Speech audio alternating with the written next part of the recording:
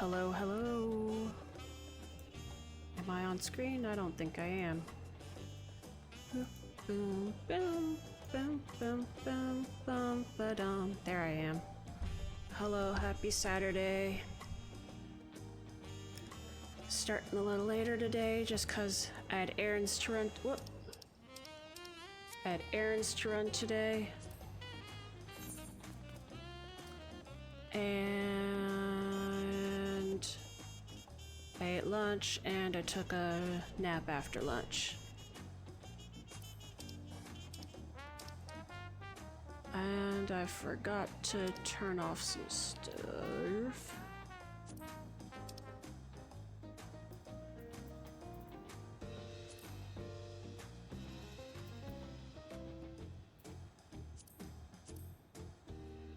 I'll keep those up.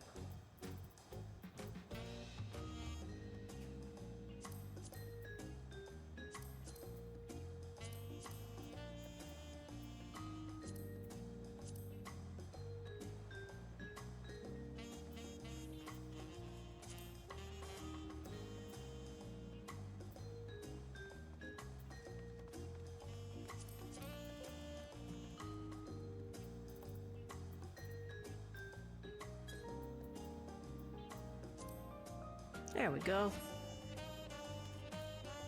All right, we are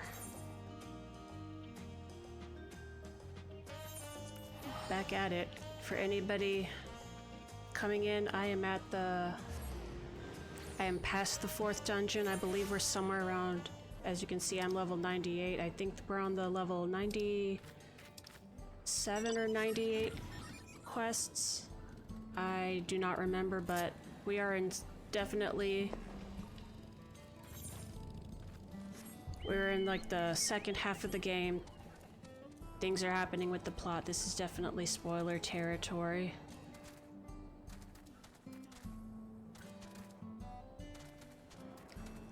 I don't even know what to even put for the titles anymore. Or at least I didn't today. Normally I've been able to make it something related to the feats. Like, oh, today I meet the goblins, today I meet the giants, and now I'm like, yeah. Today I cross space-time. Like you do.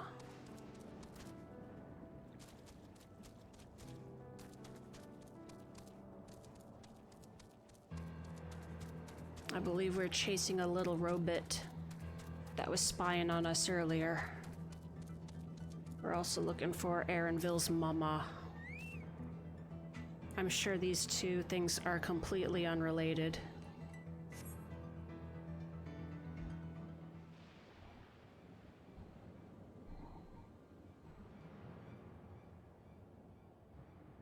He's cute. I do remember him. Look, he's little little floaty butt. He kind of looks like the bubble. Yashtola's little bubble dudes. Except he's got a little robot face. You found it? Yeah, it went into this ominous cave. To the northeast, then it must be bound for the mines. Come on then. It could well be a trap, so let's not rush in too quickly. Whatever.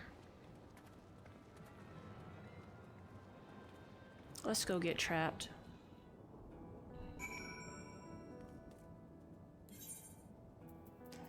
Oh, here's my...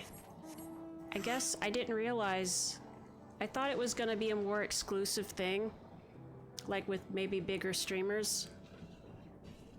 Or more well-known streamers, but apparently if you have the drops reward on... you can get this mount by watching the streams and apparently by streaming it, because I have only been streaming it. I haven't been watching anybody else's streams when I got this, so you know, is something worth your time. I think I want to get my little guy.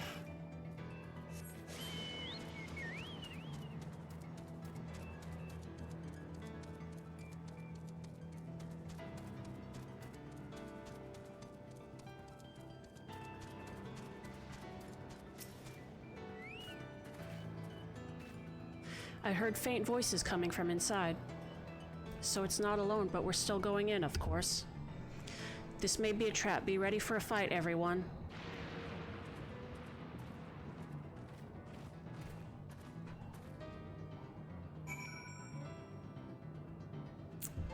Yeah, nothing like some post-nap afternoon coffee. On a Saturday, of course, in case it messes with your sleep schedule. So you have Sunday to recover.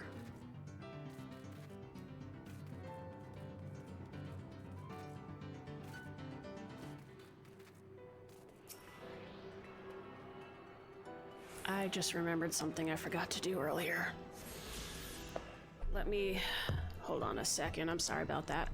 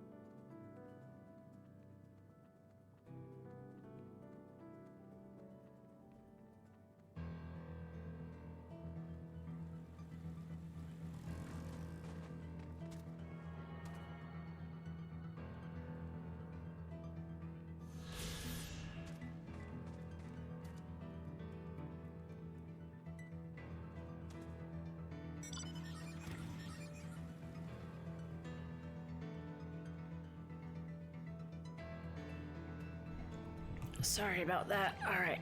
I had to send a message to somebody. Oh, this is probably for... I was like, you got a mailbox in the mines? That's probably for storing stuff. For the people who work here. I can hear them, several people up ahead. I can't make out their conversation with the echoing. Let's keep going, stay on your guard.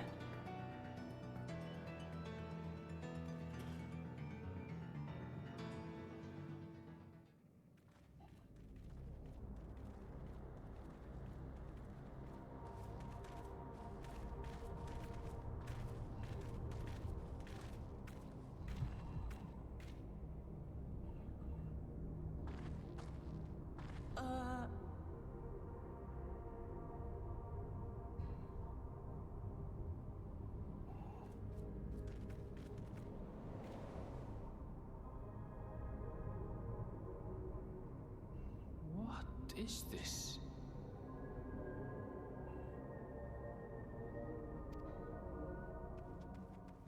Aaronville!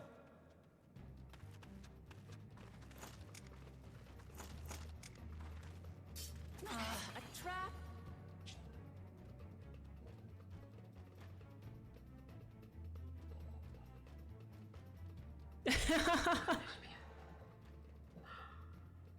It really is you! Huh?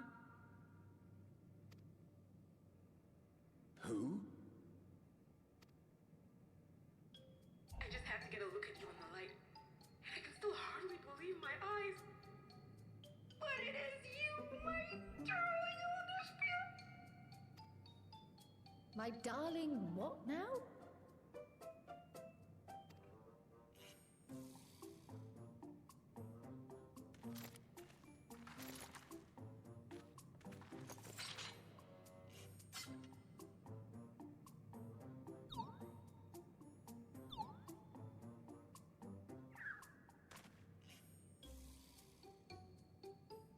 Oh, it's so good to see you, my fussy little bun bun. But what are you doing here? What brings you all this way?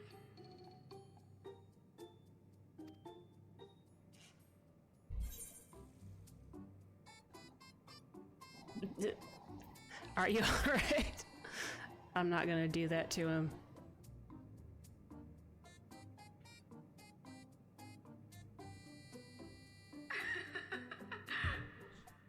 Why the long face? Aren't you happy to see me after all this time?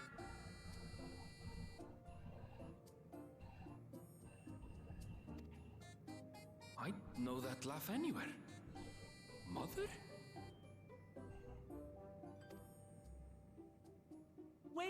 Wait.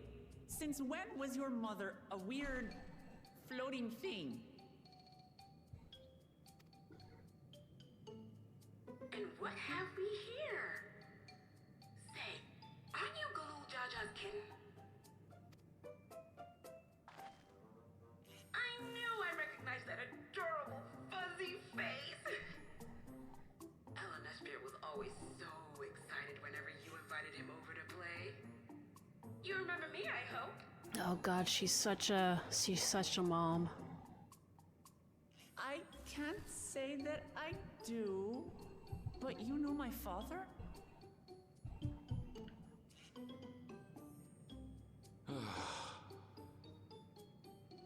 Appearances notwithstanding, it would seem this is my mother, Kafkiwa. I'm sorry? Oh, this won't do. Come in!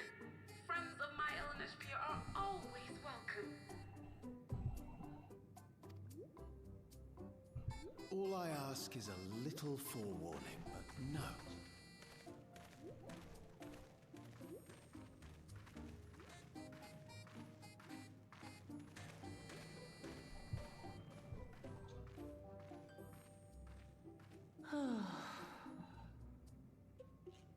Just when I thought I was starting to get a handle on this place, how are things still getting stranger?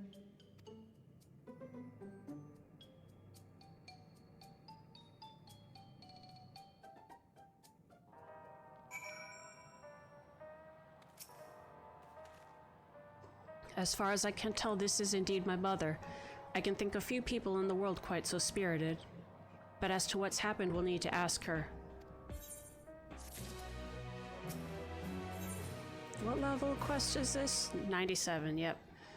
Erinville is... yep. Let's hear what she has to say.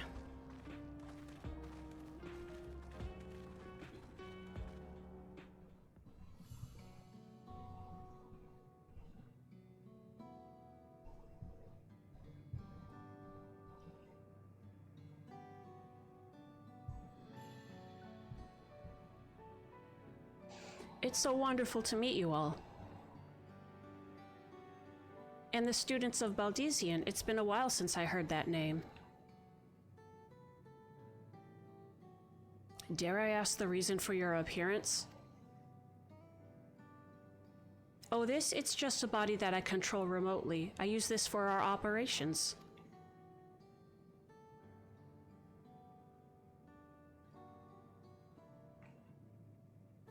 We're members of a resistance organization, Oblivion we call ourselves, and our goal is to thwart Zor-Al-Jah's ambitions for conquest. As the leader, it's prudent that I remain where I can't be easily found. I see, whimsical appearances notwithstanding, yours is a serious cause.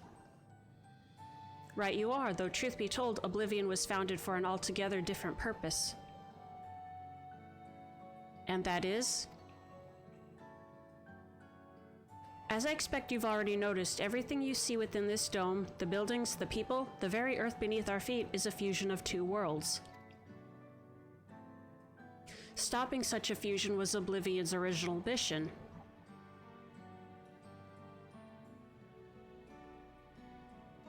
Then does that mean you know who or what is responsible for it? I'm afraid not. This was a long time ago, and our mission statement has become more of a legend that's passed down to members. By the time we joined, our sole objective was stopping Zoralja. Okay, so the founding of this...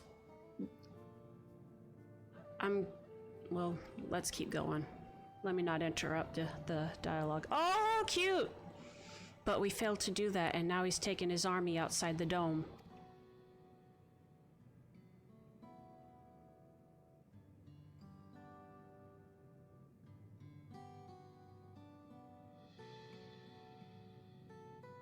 Oh, they don't have the thingies on their head. Dang it, Wooglamat, come on. None of you wear those strange devices on your head. Does that have something to do with your work?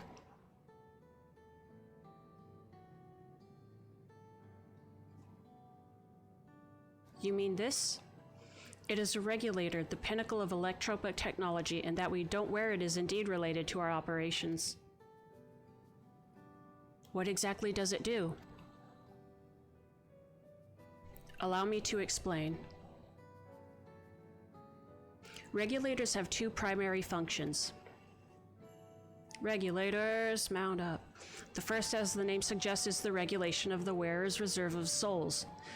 Should they die, the regulator expends a soul to bring them back to life. Wow. Reserve? You mean people walk around carrying spare souls? They do. Souls are packaged in cells, and they can be used to replenish the life force that is lost due to a sudden death such as accidents. They do nothing for those who die of old age, though. Distribution of soul cells is based on one's work evaluation to encourage exemplary performance when fulfilling their duties. Oh.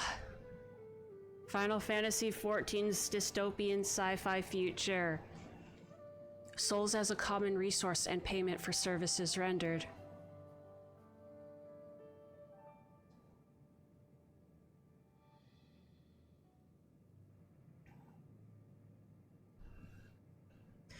The void sent practice of oh, fucking...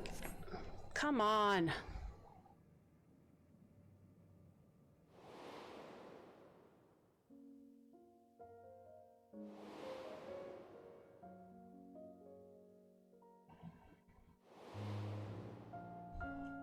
I didn't need to press that. I think they're talking about how the void sent consumed each other to stay alive.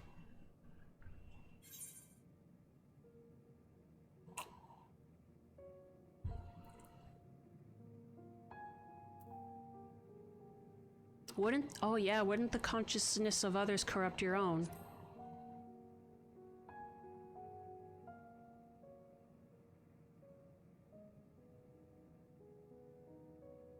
That is prevented through memory management, a process in which regulators also play a role. Memory management? Then the reason everyone has forgotten Amika's existence.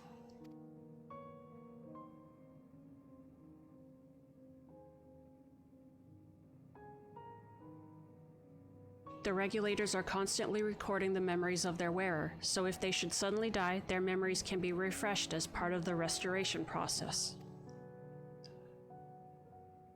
This is how they preserve one's identity and sense of self. However, the regulators are also triggered when someone else dies. Reason being is that regulators forcibly extract memories relating to the deceased from anyone wearing one. Why would they do such a thing? It's a kindness bestowed upon the people by Everkeep's core system, so that no one has to... Oh! Hi, Mercury, how are you doing?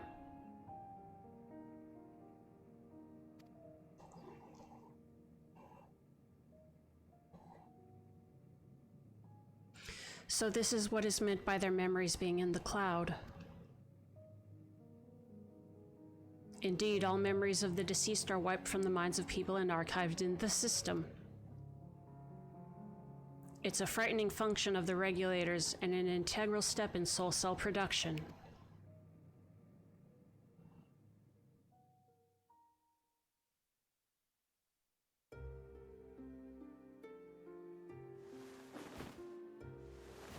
Did you have these before Zoral Jaw came in, or after? Hi Ketchup, how you doing?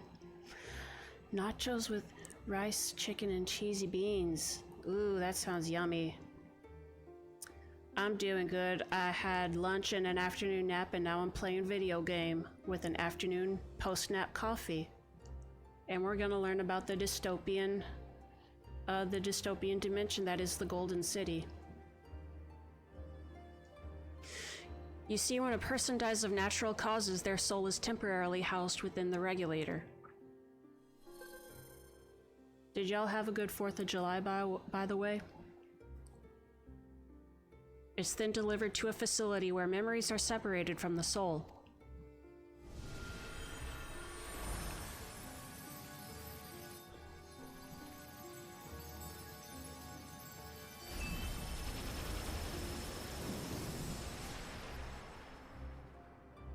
Finished family game night? Nice. What games do you play? The result is a fresh soul cell free of impurities, ready for distribution and consumption.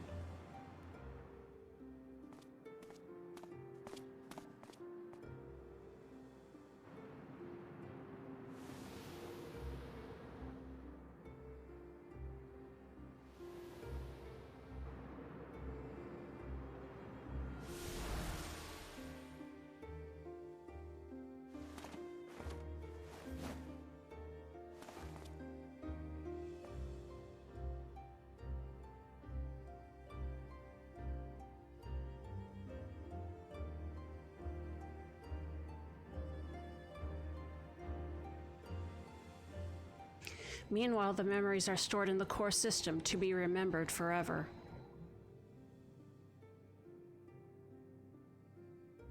And this is why people are happy here. On its surface, it's similar to the Yokhui philosophy, but I see nothing noble or comforting in it.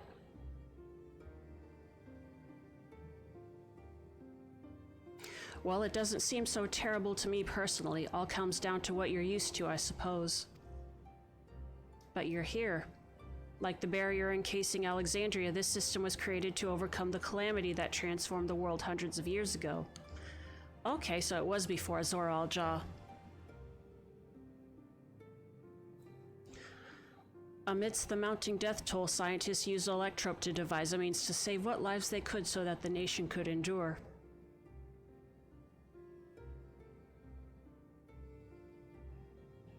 I understand the people of Alexandria did what they believed was best to save their people. I just find it hard to believe the Turali would also accept this way of living. It came as a shock to us as well. In fact, a great many were opposed to it. Which is why the use of regulators was never compulsory. The people have always been free to go without them if they so wish. Interesting. Sveen didn't strike me as the sort of ruler to impose her will on others. Oh, so you've already met. She's the one who suggested we come to the Thunder Yards in the first place. She also says she wants to help us stop Zoral Jaw. Awfully kind of her to point you in my direction, and to speak so candidly as well. Whatever her motives, she has given the people a choice. Live with the risk of true death or the security of the regulators.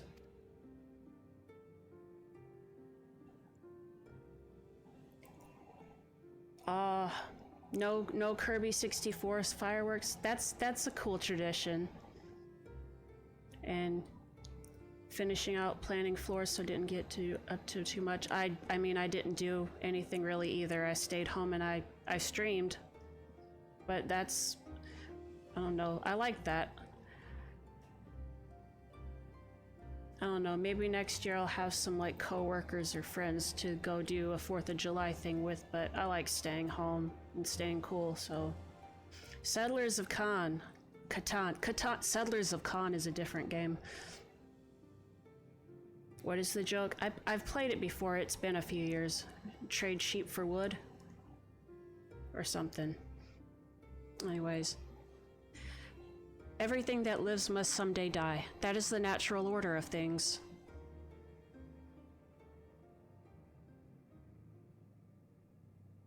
Quite right, but however you feel about them, it would be easier to understand what the regulators are capable of if you saw it for yourself.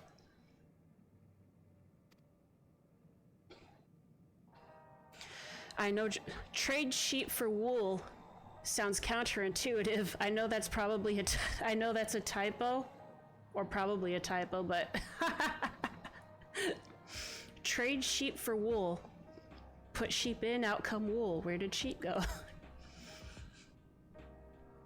I know just the person to show you, and as luck would have it, they should be starting work right about now. Who are we going to see exactly?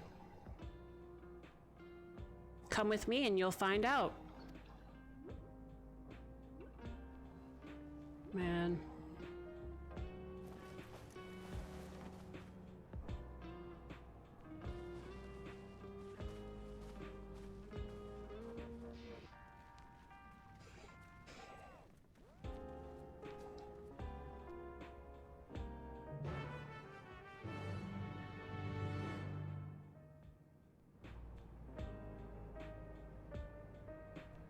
I have a lot to say. Ooh, I have a lot to say. So we've got a typical... This is not out of the ordinary for a kind of sci-fi story where it questions like advancements we make in technology and stuff. Will those make us less human, or what are the cons, what are the pros, etc., etc.? And of course, a lot of it's speculative. I remember once watching a streamer say that they didn't think that, oh, what is it? That, like, there tend to be a lot of stories that kind of like put a negative bent on like, oh, what if you were immortal and lived forever? That would suck, right? And the streamer's idea was like, do you know if it would suck or not? And like looking at this like on a surface level, things like, I mean, if looking at our society already, we've already made like medical advancements that have like prolonged lives. Or some things that people would have died from hundreds of years ago are totally workable now, so that seems like a common analog here. So, like, the resurrecting people, especially, like, from accidents, I don't think that's necessarily a bad thing, and they did already say that it doesn't protect against old age, so it's still limited. People aren't immortal. What I do think is iffy is the stuff about wiping memories of other people. That is not that is...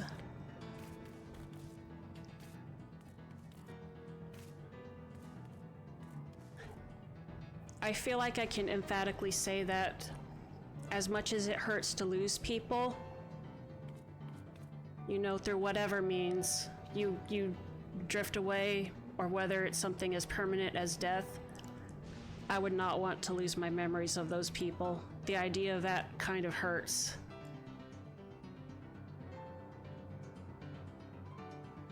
So from the physiological perspective, like, you know, it's your society, I get that. From the psychological perspective, this is kind of fucked up, dude.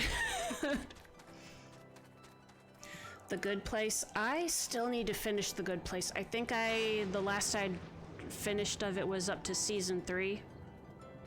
Or I finished season 3. I really like it. I need to finish it. Everyone here? Good. It is the responsibility of the Thunder Yards hunters to fell any fiends found wandering the area. We're to meet an acquaintance of mine, Stricka, one of these hunters.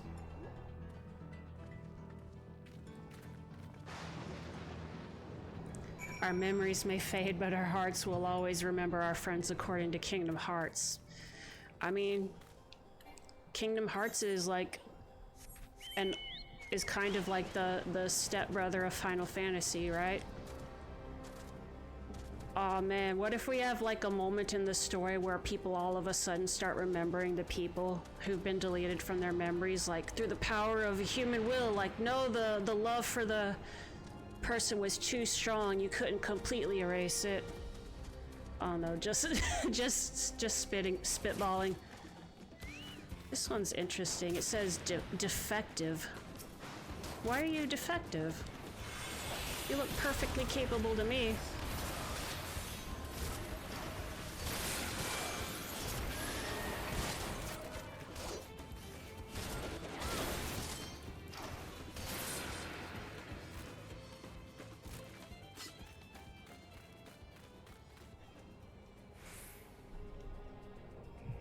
The weird cousin that's obsessed with Disney, I mean, that's fair.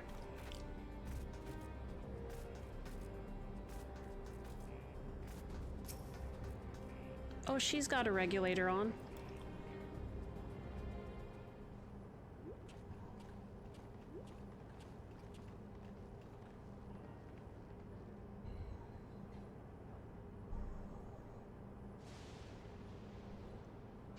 Kakiwa, what are you doing here and with so many friends? Apologies for the interruption, but I was hoping they might observe you at work. Hunting, you mean? That's fine, I guess. Hold on, I assumed they were wearing special regulators like Queen Spheen's crown, but they aren't wearing anything at all. It's much too dangerous to be here without one. What if they're struck by lightning or attacked by beasts? Oh, that's why everybody's so... Kuzzle would be permadead. I can assure you they're all quite capable of looking after themselves. If anything should go amiss, I will take full responsibility. Well, don't say I didn't warn you. Danger aside, there isn't really much to see. Kakiwa said you're a hunter, but wouldn't it be easier for those mechanical soldiers to guard this place? It would, if not for the fact that they're weak to lightning. Bingo. The Thunderyard being what it is, they've been ordered to steer clear. Some good they are, eh? But these facilities are vital to the upkeeping of Alexandria's infrastructure, so it falls to hunters like me to deal with any fiends. Given the danger, we're well compensated for our work. It's a perfect profession for anyone looking to build up savings. The special selection of souls for hunters isn't terrible either. Oh yeah, the idea of souls being given out based on quality of work is kind of iffy too. Like, sorry you didn't work hard enough, you're gonna die of this disease or whatever. Oh, I wonder what that's like, huh? Yeah-da-da-da-da-da.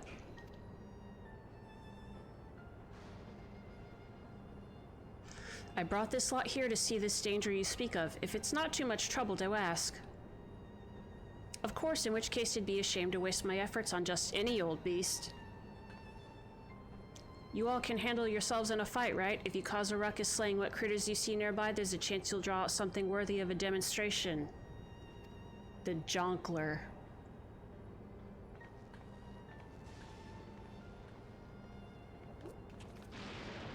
I'm not sure I understand, but I suppose we should each slay what we can.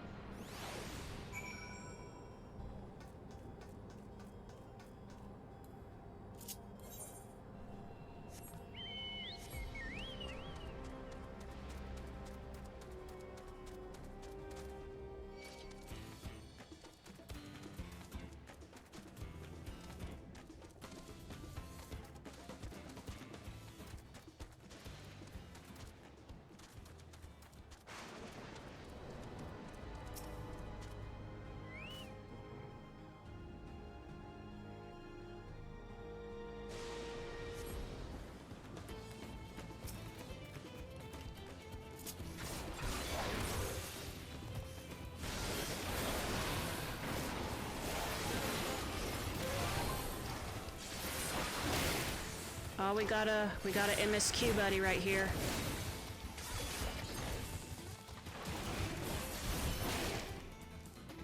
He's right behind me. Wait, what? Oh, another one? Is this mine still? I didn't take anybody else's, right?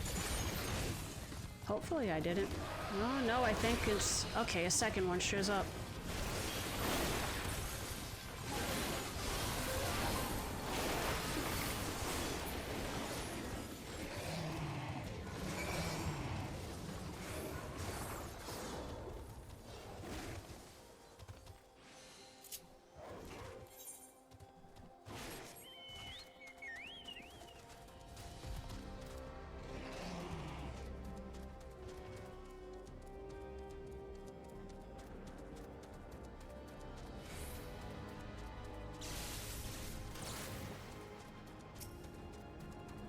Oh, 3 of us.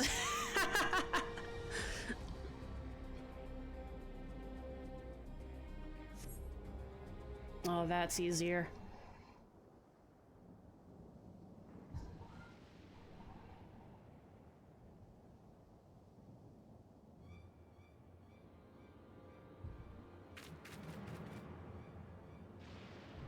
Oh, look at one big old eyeball in the middle.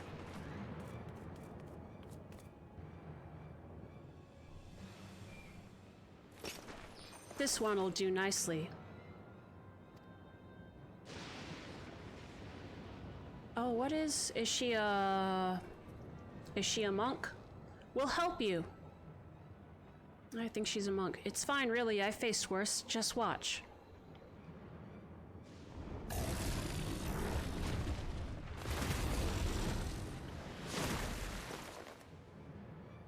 I don't like the looks of this. Let us help.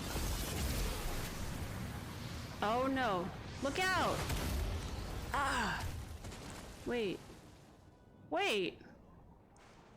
Wasn't she supposed to do good? Oh.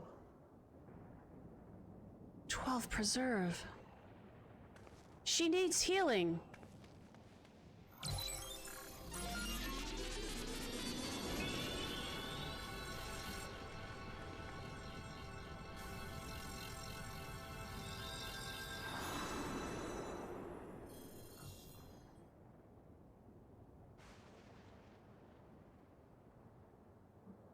Where's that monster?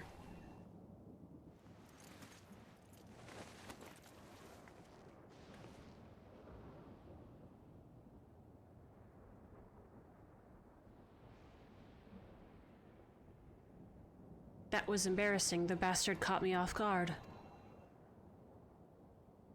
Are you mad? Seriously, let us help. I told you not to worry. This will only take a moment.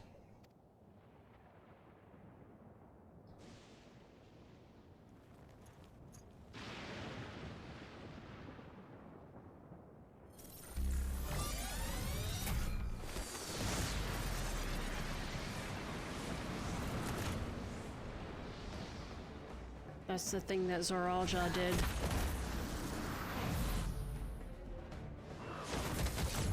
Sick.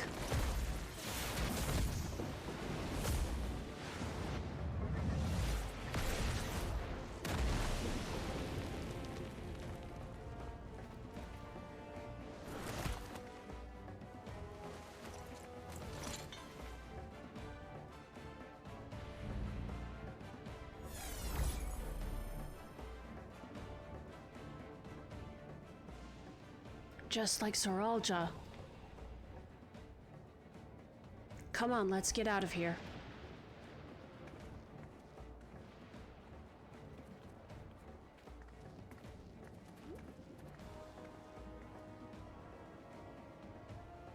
That's also a function of the regulator.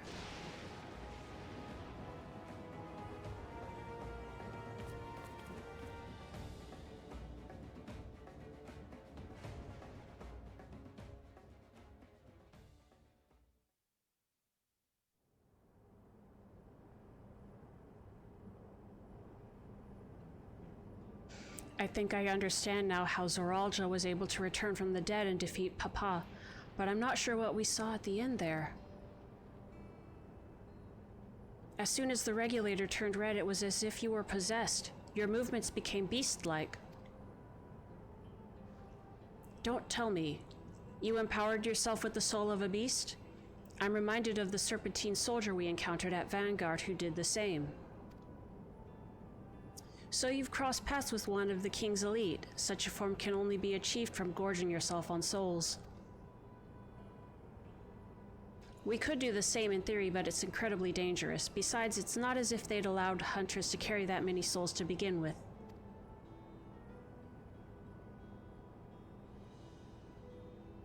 Well, I should be getting back to work. Take care. See you Monday. So nonchalant. And there you have it. Regulators can be loaded with two kinds of souls, those of peoples and those of beasts. The souls of people can be used to grant the user preternatural strength.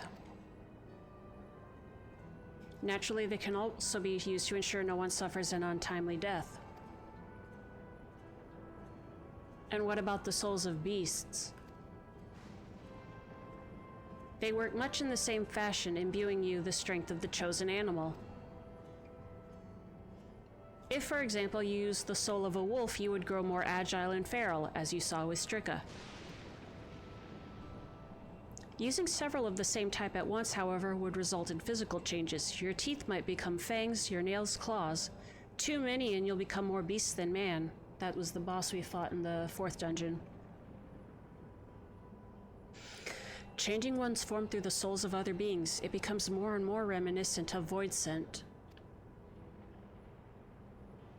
Yet unlike the Void where the cycle of death and rebirth is simply broken, souls here are forcibly taken before they might reach the ethereal sea. Different means to achieve similar ends. Okay, that's what's happening. A cycle to which all within the same dome or within the dome are bound.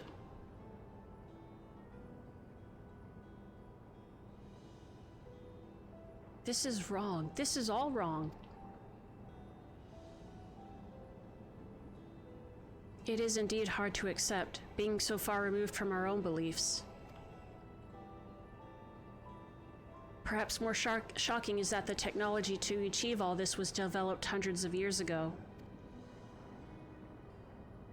The civilizations and the reflections are surprising indeed.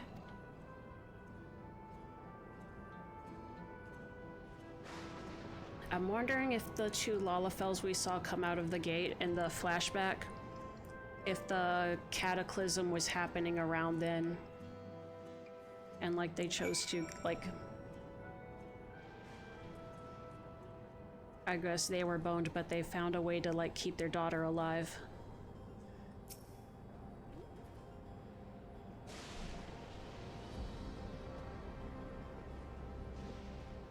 So then, like, a 20-year difference in our world would be like hundreds of years there. Like a few days is 30 years in here. While we all have our thoughts on souls for now, the important thing is to know that what power Zoralja has at his disposal. It is one thing to separate corporeal aether from incorporeal aether, but to strip memories from the soul entirely is unprecedented technology. This is no longer only Tuliola's concern. With this newfound power, Zoralja has become a real threat to the entire world. Indeed, he has to be stopped no matter the cost.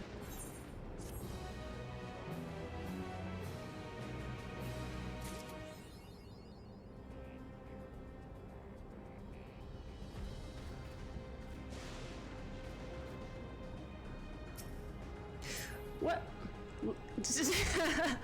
Oh, the experience is so close to the level up, but didn't quite make it. Tend to shortcake.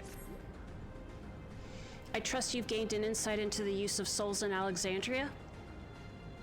It's shocking, I know. I was overwhelmed myself at first. I expect you'll need some time to digest it all, but for now, let's head back to Earth and Sky.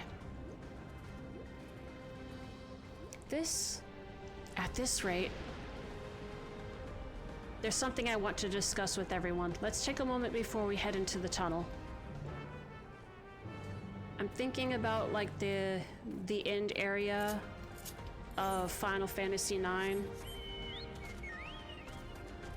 And thinking about that whole thing with the cycle of souls and rebirth. So yeah.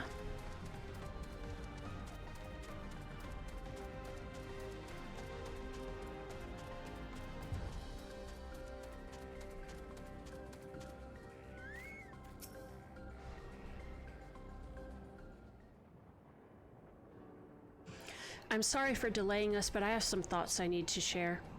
In both technology and values, it's plain there's a wide gulf between Tuliolal and Alexandria.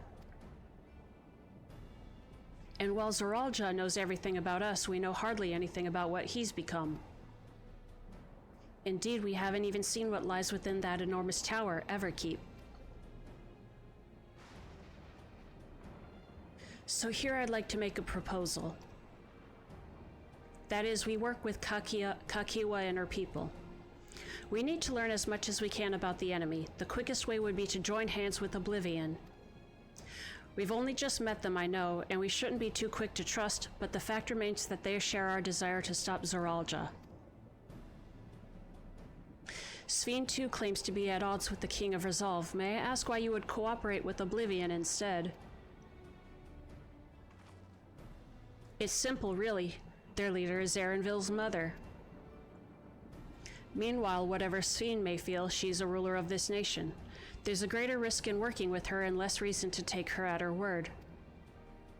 A fair point, and knowing Zoralja, we must assume that his arrangement with Sphene was not made without some consideration. All I know is that it would be heartening to have allies in this strange realm. I think everyone would agree that any help we can get would be welcome.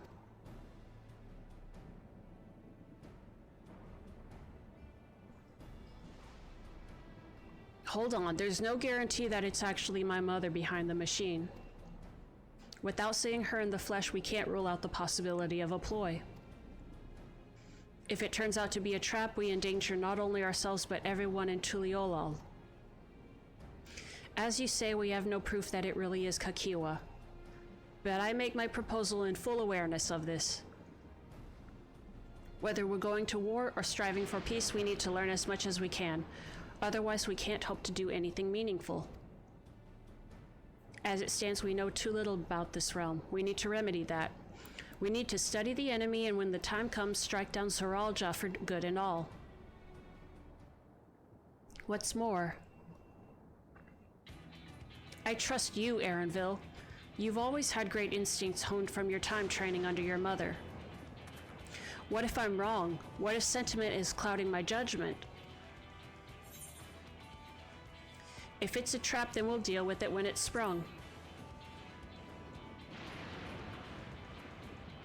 So what if it's a trap? I got this. That's always the way of it with you.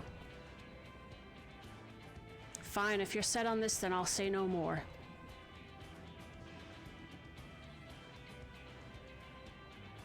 Then it's settled. Let's head inside and secure ourselves some new allies.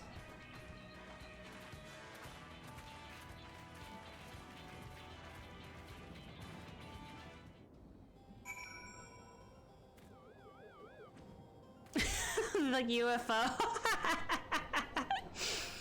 It makes it look like a dead body floating up into... Oh, that's good.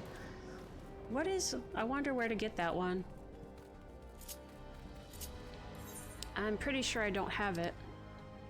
I think the closest I have is this thing, which isn't really a UFO, but it's more like an alien where I'm just floating inside of it.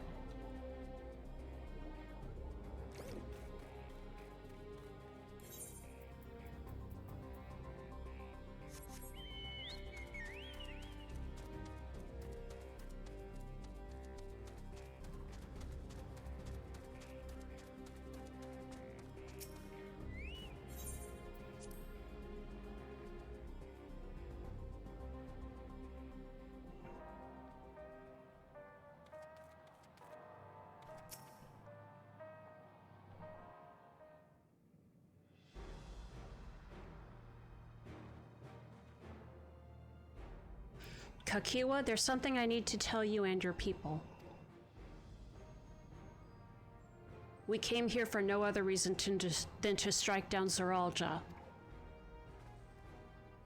Your face. But I thought he was your brother. Do you really mean to kill your old kin? He did it. My kin invaded our nation and murdered our people. As vow of resolve, it falls to me to bring him to account. I am prepared to do what I must, and I won't hesitate when the time comes.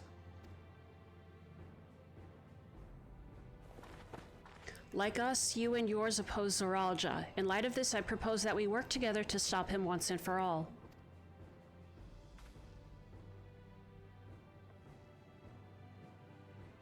I realize this is sudden, that it's a gamble to trust someone you've only just met.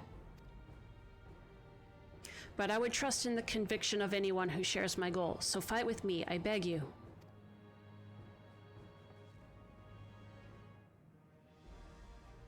As you say, our goals align, and I don't doubt your resolve in the least. If you hadn't proposed working together, I would have done so instead. Truth be told, it's been tough going at it alone. While we've gathered ample intelligence, we don't have the strength to take decisive action. Besides, how could we not trust you? My only son is with you, my fussy little bun-bun. He's all the reason I need.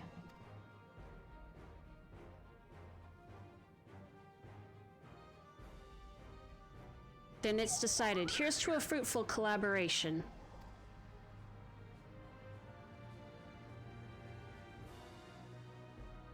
Thank you, Kakiwa. Everyone, together we'll achieve great things, I'm sure of it.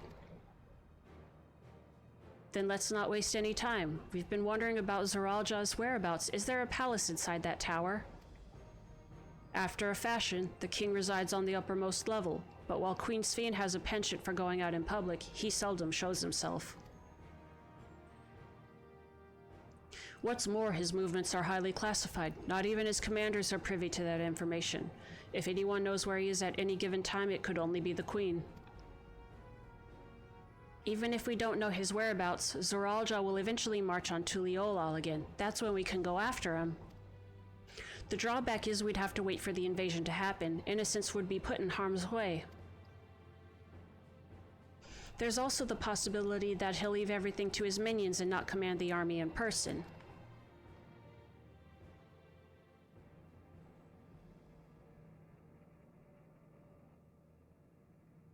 No, he'll take the field. What makes you so certain? My brother has always yearned to surpass our father. That's why he attacked Tuliolal. After waiting for 30 years, the first thing he wanted to do was demonstrate his newfound strength. But killing Papa didn't satisfy him, so now he's bent on proving himself stronger than me and Kona, who bested him in the right of succession. He challenged me to strike him down. He wants a duel to show everyone that he's superior to the Dawn Servant, and he won't let his minions deprive him of the pleasure. Then why hasn't he appeared and given you your chance? Surely he's aware of our presence here. At that, I can only guess. Perhaps he wants to dazzle us with his wondrous realm, but if he won't deign to appear, then we'll force him to do so.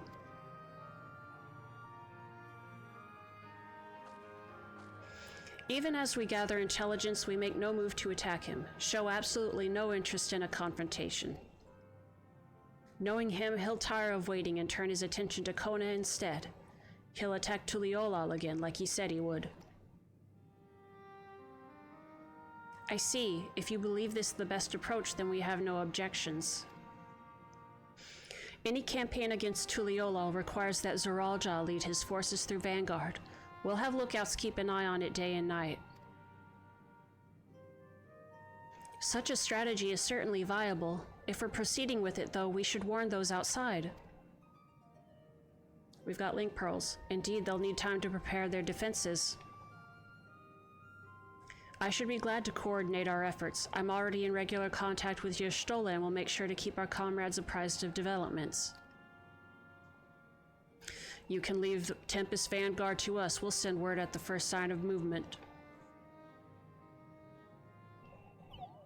It seems we have a plan. While we wait for Zoralja to move, you do well to prepare for battle, and it begins with familiarizing yourselves with the technology that empowers him. To that end, I'll show you to Oblivion's main headquarters. Oh, I thought this place was it. You'll be impressed to know that we're located right inside that tower in the residential district of Solution 9. Hiding a tree in the forest, as it were.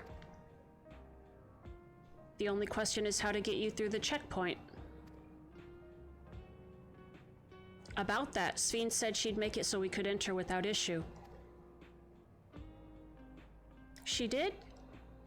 Curious, she's not supposed to have such authority over the sentries. Really? If I recall correctly, her words were that she would register us as guests. I see, perhaps we're in the clear then. When you're ready, come and meet me at the tower entrance.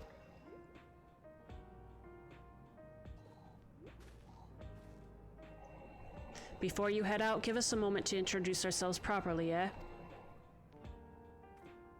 After all, names are good to know when working together.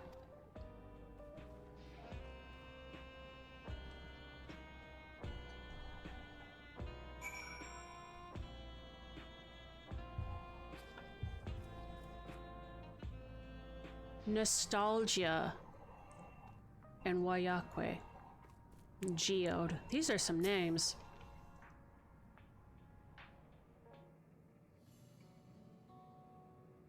While Oblivion has operatives all over, we're the main crew here.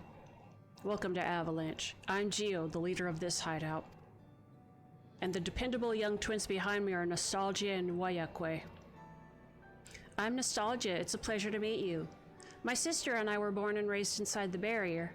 We've been with Oblivion for 3 years and our main duties are surveillance and provisioning. Twins, eh? That explains the resemblance. Wayakwe is a Tonawatan name, unless I'm mistaken. That's right, our mother is Tuliolan and our father is Alexandrian. They wanted to honor both cultures. They're beautiful names. Thank you. Though I have no memories of my mother, I like to think I carry a part of her with me.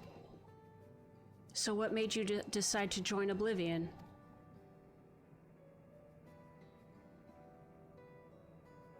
We wanted to avenge our father.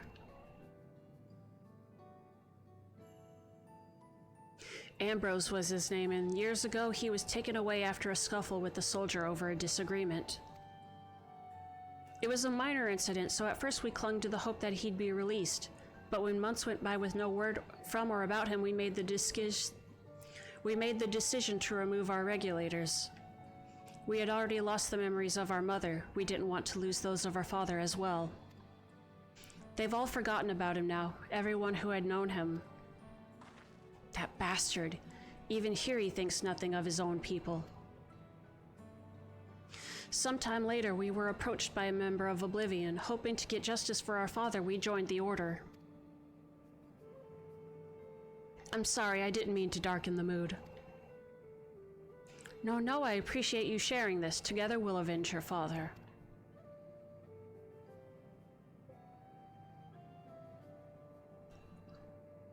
Thank you. Something tells me you have what it takes. You introduce yourself too. Go on.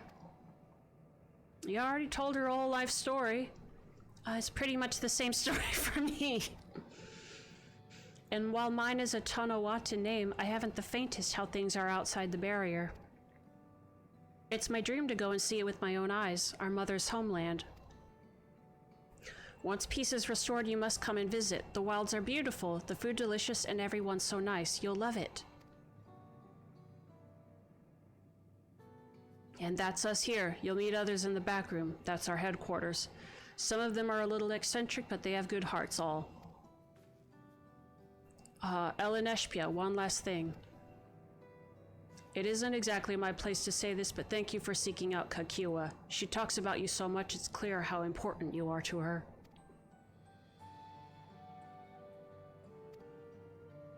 That's all. Be good to your mother while you still can, eh?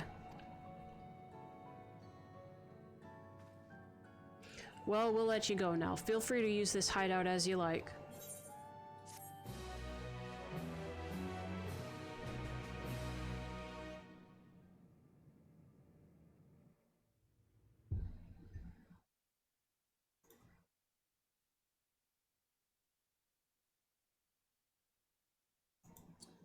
Meanwhile, back at the ranch. Ooh! This is the Souls server! This is the server where we keep the souls!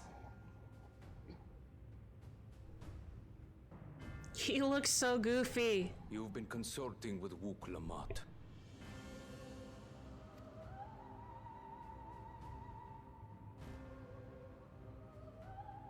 No matter. I do not know what you are scheming. But when your realm lay on the brink, you were powerless. You had no choice but to turn to me. Whatever sentiment you may feel for her, it is my power you require. Is it not? Perhaps. And yet, knowing the love that Wook Lamont bears for her people, how she regards them all as kin, I cannot help but wish to spare her the same pain I have suffered. What's more, her friends possess new knowledge. Were we to work together, we might find another path.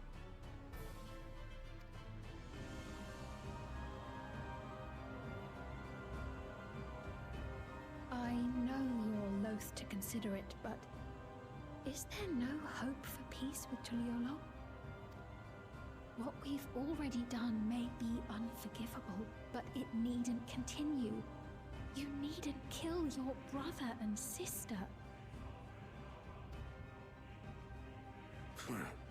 I slew my only flesh and blood.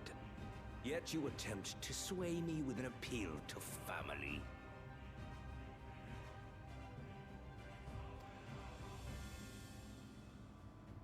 The memory of my father's final moments still fills me with disappointment. Age came for him before I did. For long years, I sought to prove the miracle. And weak as he was, defeating him achieved nothing. To kill them is my only recourse.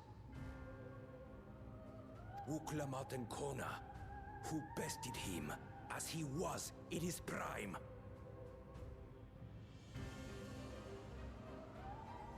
They are still your siblings, even if not by blood. That such bonds should mean so little to you.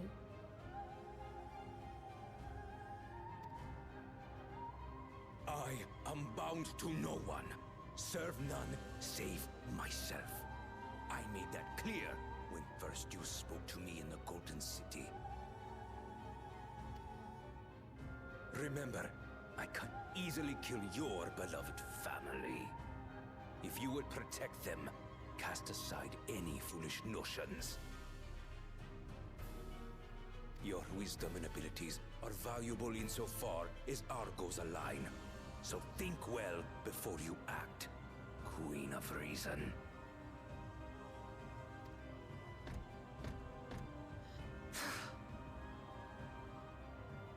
Wook Lamont, if you are father's worthy successor, then you will find your way to me.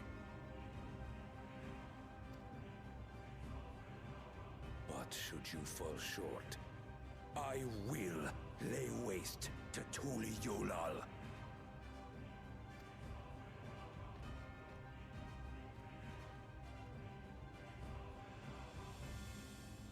What now?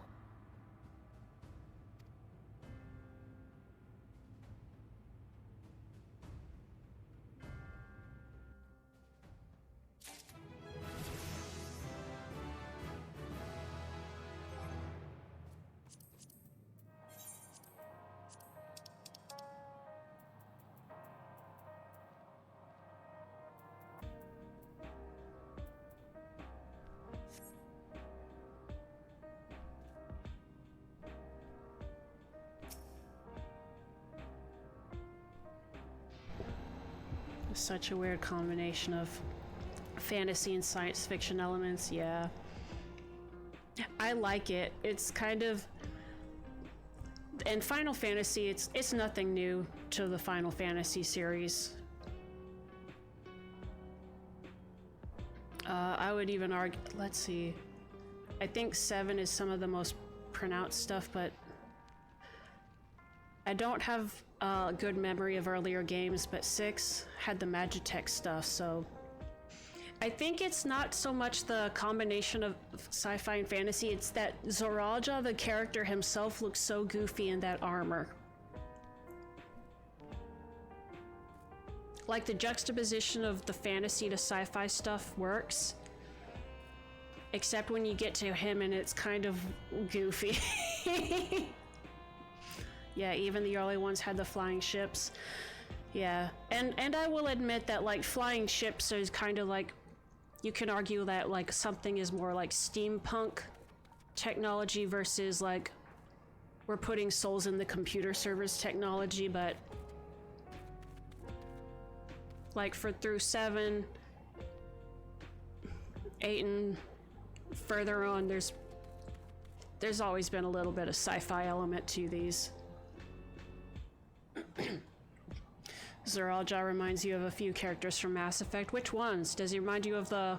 What is his name? Garrus? The hot bug boyfriend? Right, Kakiwa is waiting. Let's head to the tower. I'm level 99! Woo!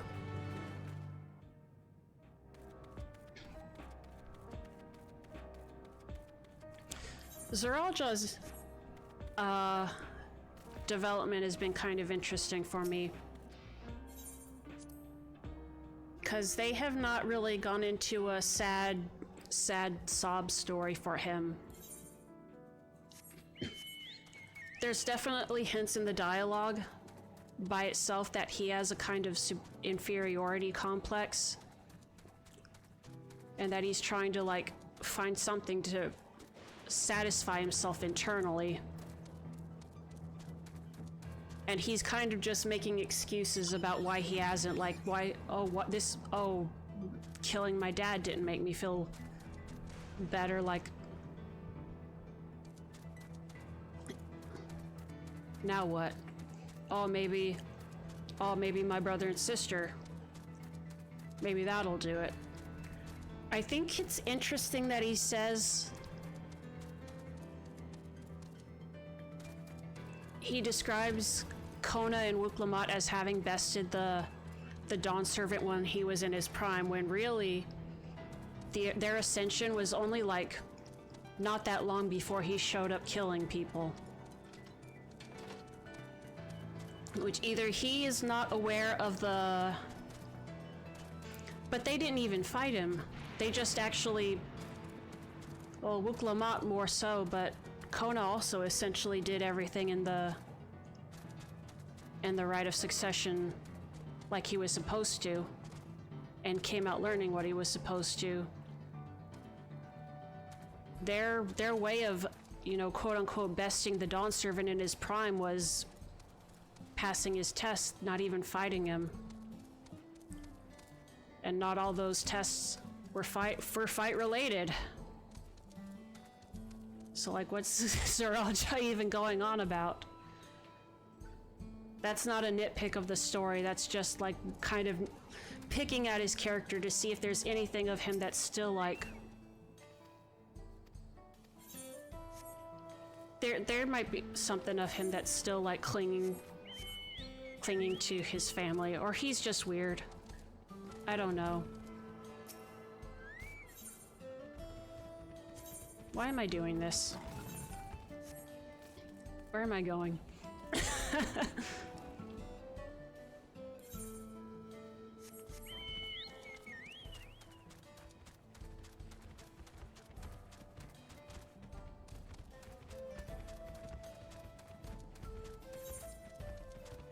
Oh, we're going to the tower.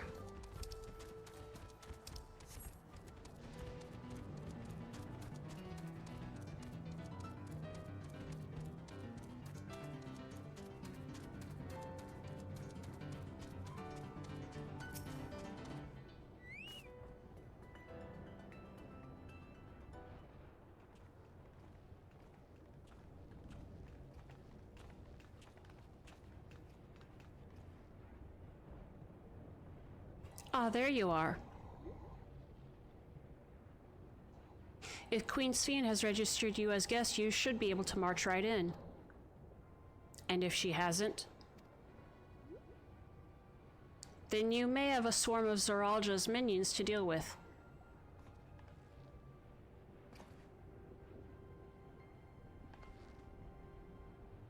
Nothing for it but to see if Sphene has betrayed us, eh?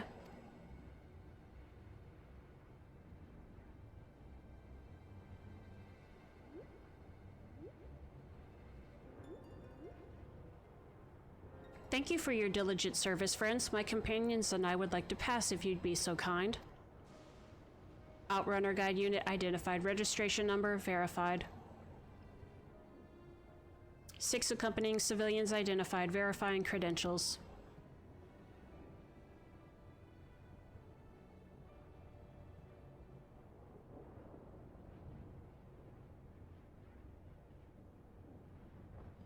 Credentials verified. Welcome, guests of Queen Sphene. Hey! What a relief.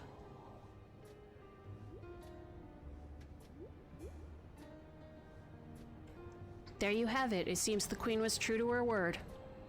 Follow me, everyone. Solution 9 awaits.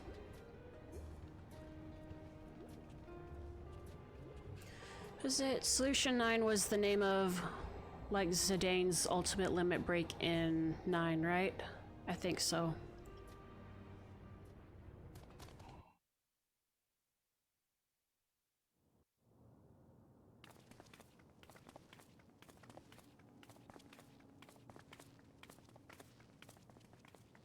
Yeah, this is sci-fi as hell. With Final Fantasy meets Blade Runner. A tower of electrope piercing a perpetual shroud of storm clouds. Occupying the 9th level of this 12-tiered structure is a residential district called Solution 9. In so naming their home, what hopes did its founders harbor for it? And did it prove the answer they sought?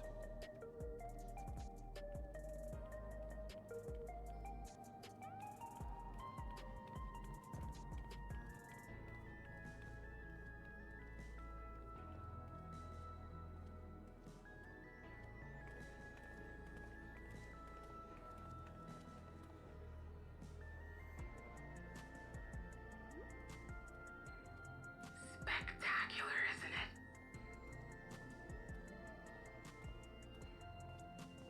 There are more districts throughout the tower, including industrial ones, but Solution 9 is the largest. Just being here makes my head spin. Perfectly natural reaction. A city of shimmering electrope, replete with strange technologies that cater to every conceivable need. We never dreamed the light back home in Tuliolo.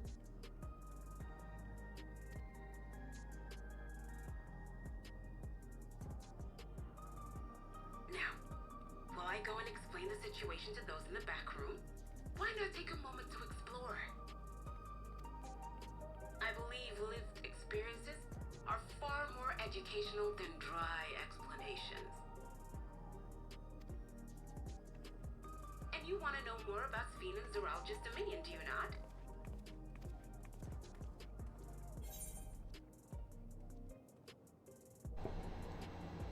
You had me at explore.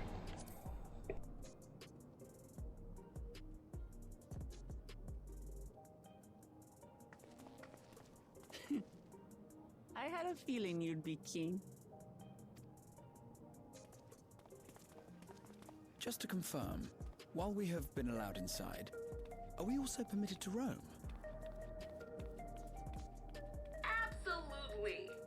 As Sphene's registered guest, you'll find you're exempt from the sentry scrutiny. Ah, the elevator to the uppermost level. I wouldn't go near that. But other areas should be fine provided you act like you belong. All right then, we'll show ourselves around. Yes. Familiarizing ourselves with the technology here will help us prepare for the battles to come. Try not to enjoy yourselves too much, or you're liable to attract attention. Once you've explored to your satisfaction, come to the entrance to True View in the eastern sector. The way from there is a little complicated, so I'll send someone to guide you. Understood. We'll see you later.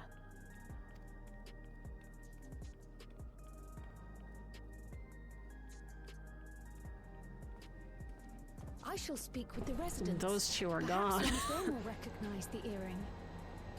Oh, yeah.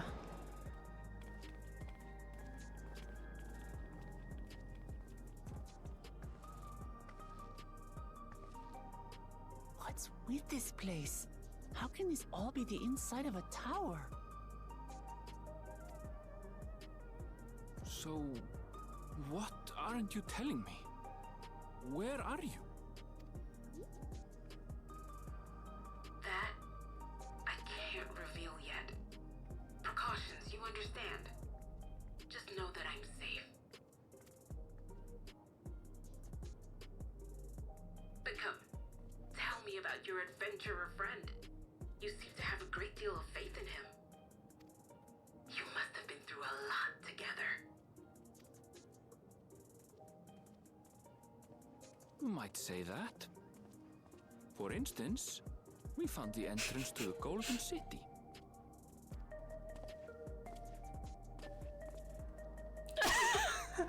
What? You did? Why didn't you mention this sooner? He dropped to the mic and left.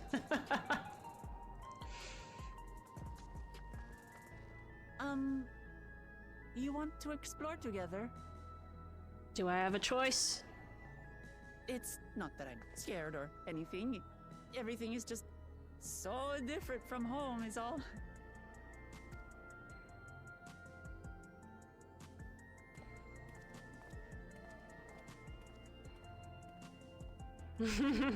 I like the red glow on his face. It's on his freckles.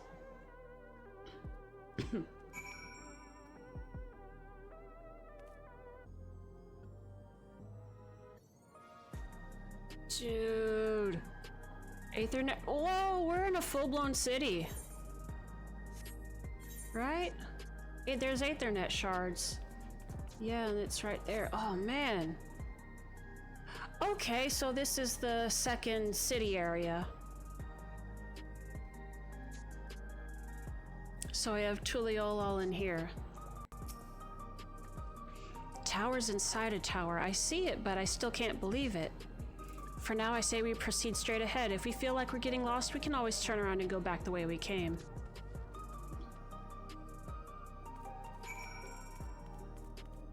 I want to look around.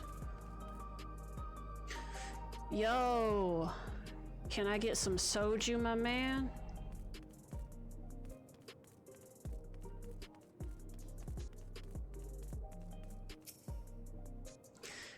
We pride ourselves on stocking a beverage for every occasion. Feeling lousy and lethargic? Need a quaffable cure for your ailments? Look no further. From tonics to medicines and everything in between, we have it all.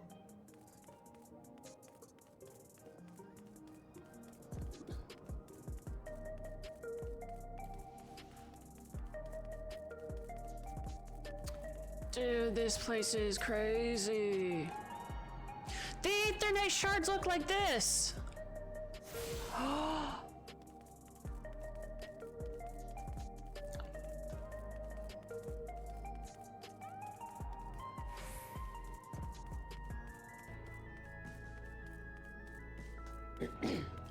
Are there flying cars? I see one. I see them. Yeah. What is... Goodness gracious. Imagine having a town within a tower.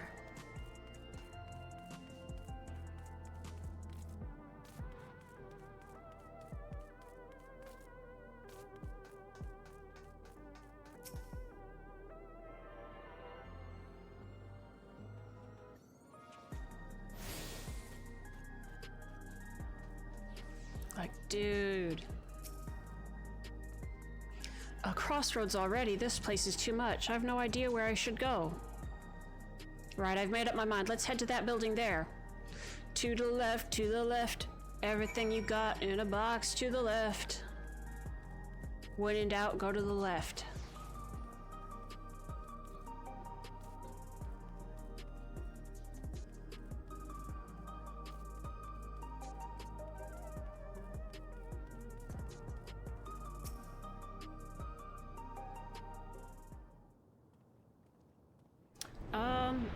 Actually, the timing is a little weird, so... Ah! There you are! Lamati! Let me do the ad break now so we don't have to worry about it later, okay? I will see y'all in 3 minutes. A town within a tower couldn't be me.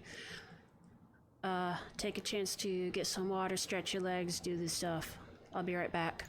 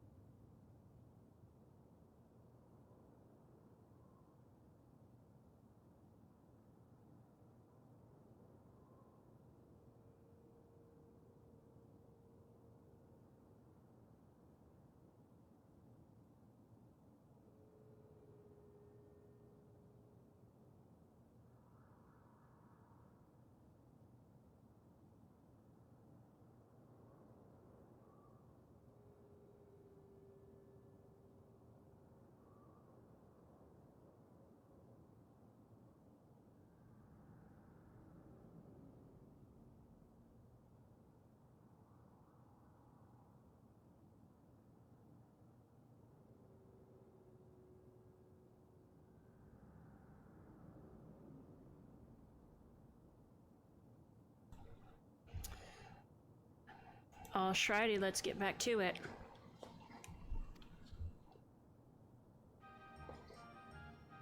Oh. Sphene. was worried you might have had trouble at the checkpoint, but I see everything went according to plan. And she actually is our friend. Well, that's thanks to you.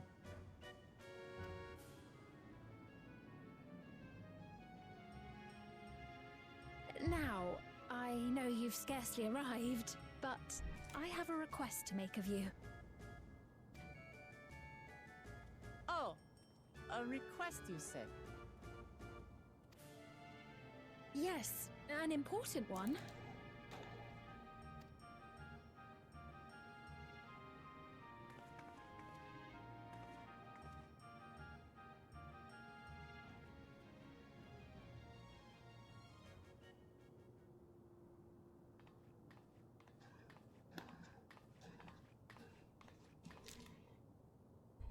I'll say it plain. I want you to make peace with Zeralja. She's not our friend anymore. What? I thought you said you weren't on his side. We have come no closer to seeing eye to eye, nor do I condone his methods. Be that as it may, I don't want you to fight him. I don't want you to regret a decision made in anger and haste.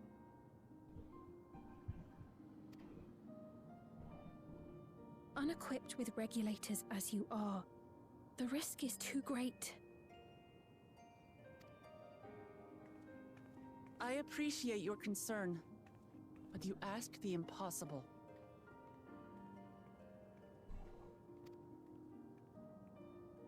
Zeralja murdered our father. His minions slaughtered our countrymen. He will never renounce his war. As vow of resolve, it falls to me to stop him. I know you love your people too, and so you must understand how I feel. Why I cannot, will not back down.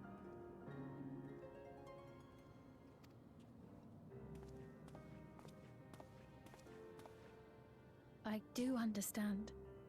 All too well. Let me say only this, then. Zeralja will use any means to win. If you would protect your people, return to them at once and prepare. Prepare as best you can.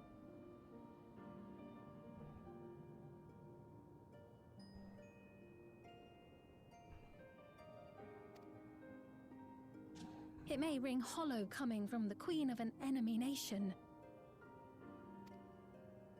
But, unlike me, you still have the power to determine your own fate.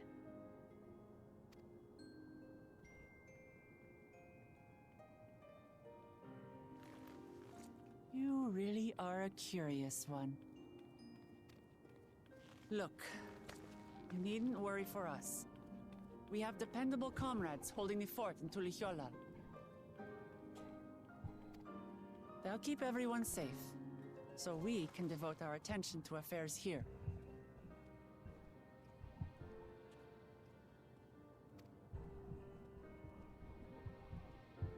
Please.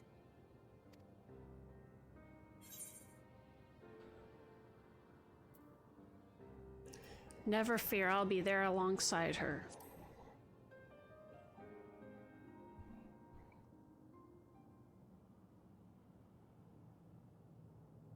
So you have comrades on whom you can rely.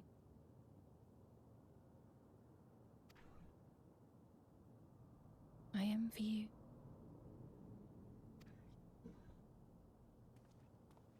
You know, we'd like to learn more about you. About me? To be frank, we're still not sure whether or not you're trustworthy. So, if you have a moment, would you show us around the district? That way, we can get to know you better.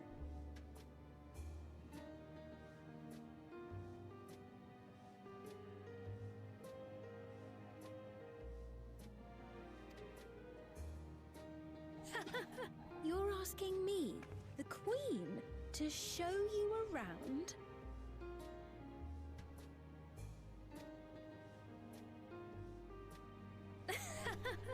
Oh, but I jest.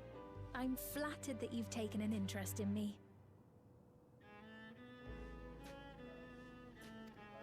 Very well. I shall be your guide. You're my guests, after all, and teaching you about my realm would be a pleasure in and of itself. If you like, I can introduce you to my citizens, too.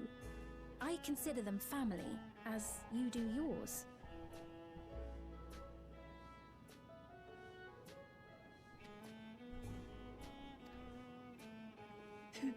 By all means, we're in your capable hands.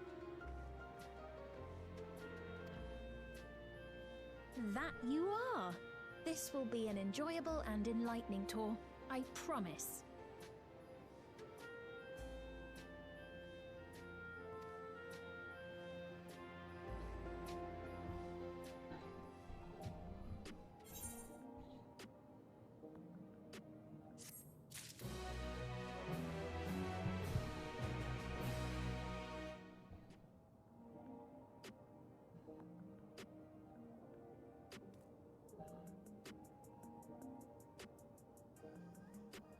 Listen to this music.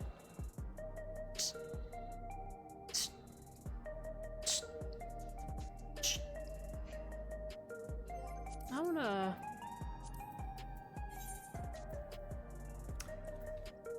There is still a whole other ass place, yep. What else could there be? Y'all, what else is there?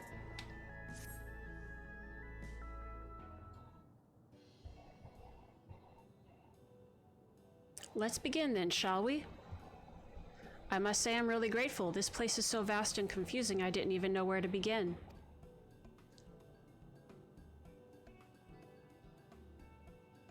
While the district may seem daunting in size and structure, all the key facilities are situated near ley nodes, what you call aetherites. Remember this and you won't lose your way.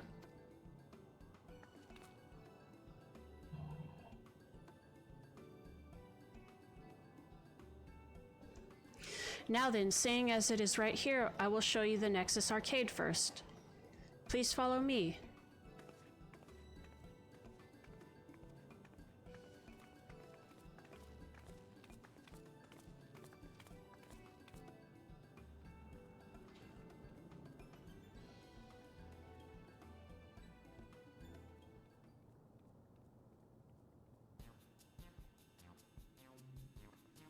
Oh, is it an actual arcade? I don't know what I was expecting. This complex is home to all manner of shops, from food and daily necessities to technological conveniences. You can find most everything here. Everkeep's interior is vast, as you've observed. This arcade makes it possible for people to acquire what they need in one centralized location. Amazing. How do you get to the upper levels? I don't see stairs. You teleport. Do you see the glowing pattern over yonder? That is an automatic conveyor.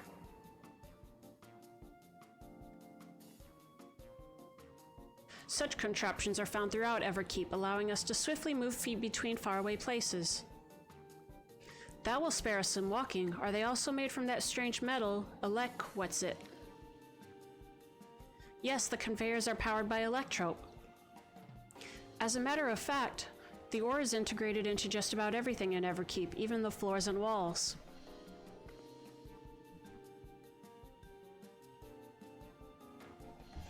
By etching arcane circuits upon it, electrope can be used to convert lightning energy to those other elements.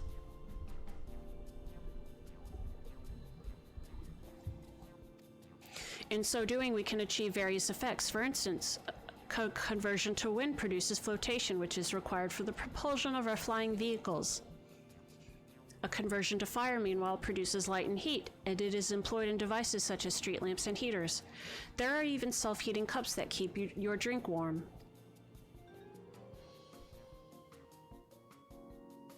Can you make a drink cold if you convert to ice instead?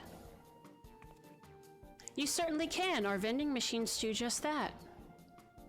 What's more, multiple energies can also be combined to produce some clever effects. For instance, by manipulating the air with wind while projecting light with lightning, it is possible to alter one's appearance. What? It's almost scary what you can do with electrope. If such a wondrous material existed in our world, I imagine everyone would be fighting over it.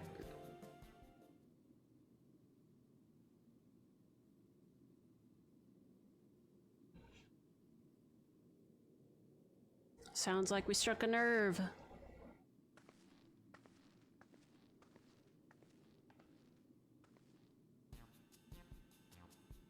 This shop over here, what does it sell? Ah, yes, let's go and take a look.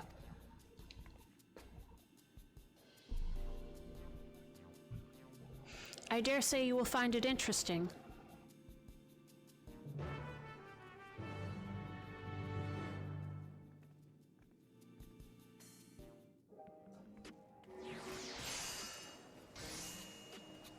I hear crafting. Woo! Oh man! Look, this is where the party is, look!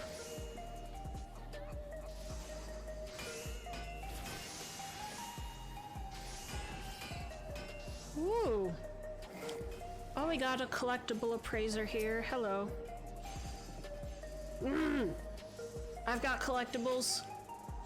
Script exchange? No! I forget if I have to... What is this? Okay, that's a different thing. Oh. What is a mic ahead? Oh! That's where this comes from. We saw somebody wearing that the other day. I want to see what it looks like.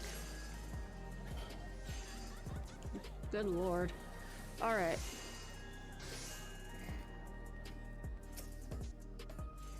This shop sells food. Those are the items on the counter. That's food? I can't imagine what they taste like. I thought you might be surprised. Your countrymen were too in the beginning. Come, you must sample something. Choose one and I will purchase it. Welcome, friends. How lucky you are for Her Majesty to treat you. The 5 items on display are our most popular. I recommend one of them if this is your first time.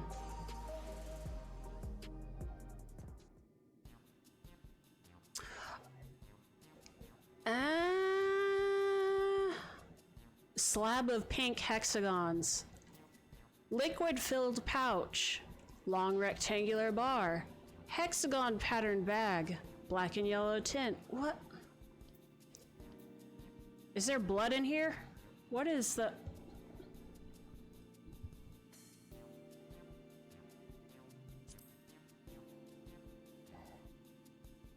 Keen on the perfect meal bar, are you? It's all the nutrients your body needs packed into... Oh no, they're selling the Soylent stuff. Oh, the future is bad, actually.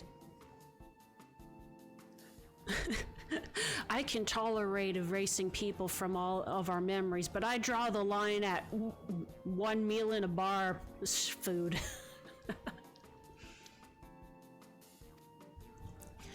The flavor is formulated to never taste dull, and one bar will satisfy you for a whole day. Many folks prefer this to taking multiple meals.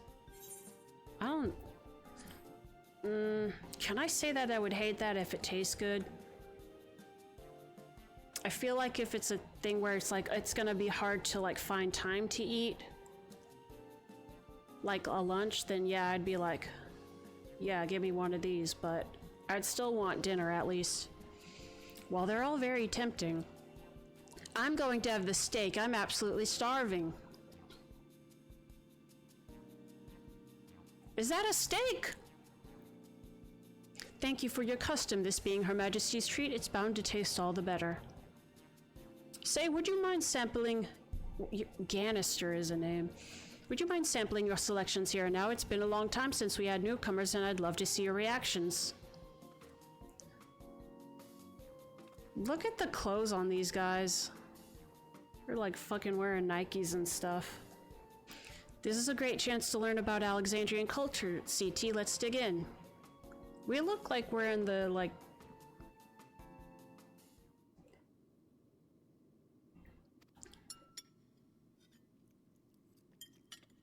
We look like we're in a bullshit mall movie theater. Following Luke Lamott's lead, you sample your selection. Amazing! I've never had any meat like this before. It's tender like chicken, but flavorsome like raw neck, and the spices give it just the right amount of kick. I could eat this every day. Dude, they should put Junkos in this game. Those big old pants. Don't mind them, they're just happy to see your honest reaction. And how about you?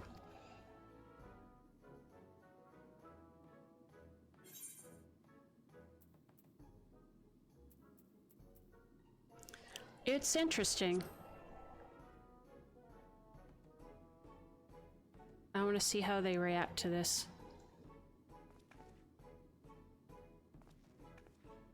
It's always such a pleasure. My thanks for humoring me. This does take me back. Though it was chaotic when the people of Tuliolal first arrived, we endeavored to learn about one another and embraced our differences. Alright, what about you, Sphene? Aren't you having something to eat too? I appreciate the thought, but I'm fine for now, thank you. I'm a robot. I'm not real. I died 30 years ago and I'm a projection, or something. Alright, but what's your favorite food if you don't mind me asking? I love to eat souls from the soul server. My favorite food? Why do you wish to know this? This is how you do the how do you prove someone's a robot test. Ask them what their favorite food is. And if they say like, oh, I like the Soylent, you're like, you're a robot. You're a robot.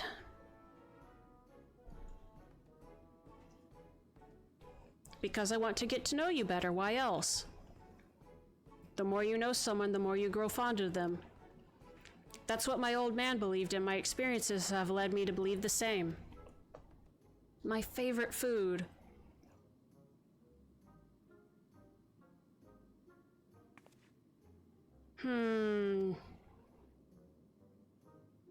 Is it such a difficult question?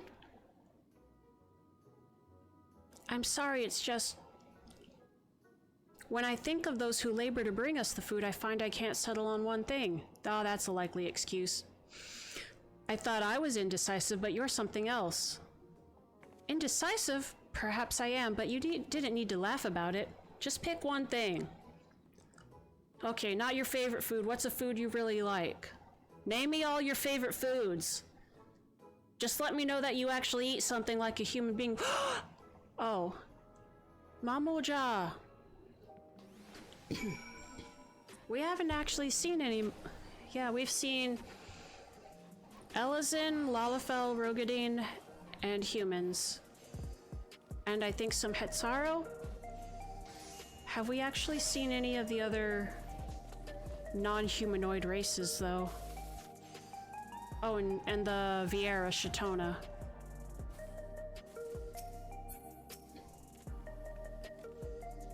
I don't know about you, but I'm satisfied. Let's keep moving.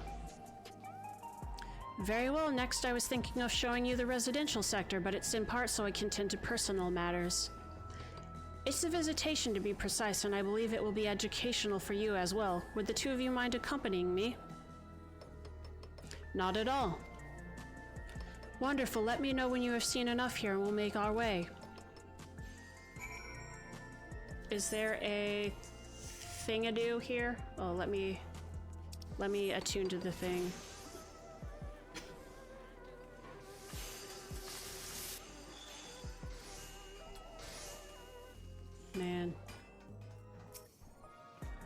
don't care if you're a vegetarian or a vegan or a meatitarian or an omnivore, just tell me that you like food. That's how you pass the Turing test.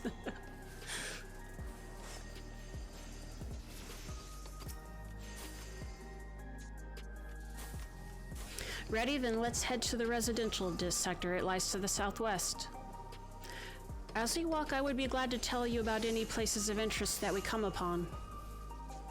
They're now accompanying you. Do your thing. My favorite is human. I like to eat the human food that humans eat. Mmm.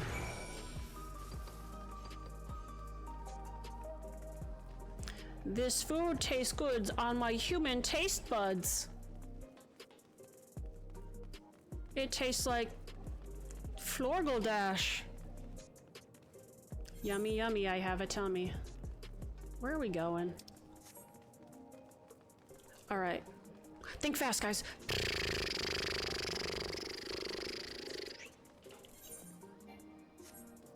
Fine. Can't use your mount in the city. Whatever. God. This place just looks like the tackiest mall.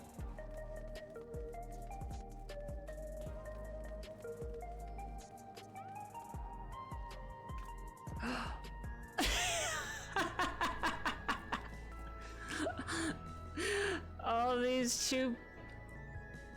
We started off this game coming to the South America analog in Final Fantasy. And now we're watching two jackasses with their Starbucks coffees in the fucking Mall of the Future. I love Final Fantasy.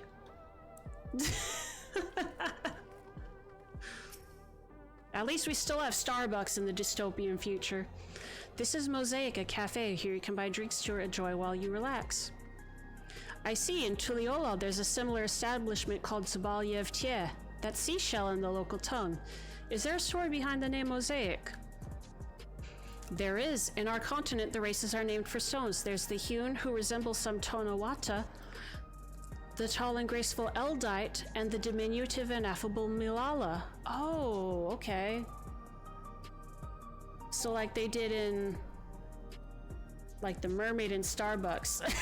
Yeah, but that's the Tuliolo one, not the future one. So Starbucks it exists in Tuliolo in the fantasy land, but we've got something else in the future mall. Yeah, the races had different names in the first two, so okay, that still holds true. When they gather here, they appear as a mosaic of colors. Thus did the founder choose to name the cafe. That's nice. If they served tacos here, it'd be perfect. What is a taco? Can you eat it? Why, actually, yes, in fact, you can. A traditional Turali dish and one of my favorite foods. You must try it one day. Oh, yes, definitely. And maybe then you'll have a favorite food, and then maybe we can call you a real person. We'll make it happen once we've restored peace to Tuliolo. Right. Let's continue on.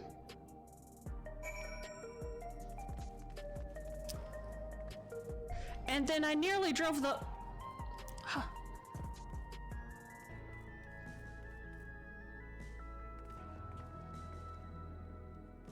Look at all these freaks with their dyed hair and their neon pink. Look at these. Look at this. Look at the LGBTQ belts and buckles.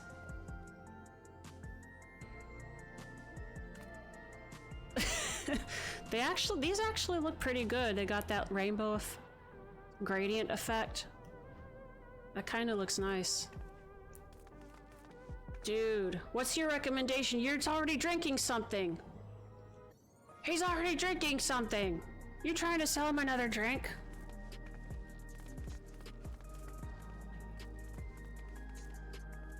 Oh, look at these. This coffee tastes so much better than the stuff I make at home. I know exactly what you mean. Man.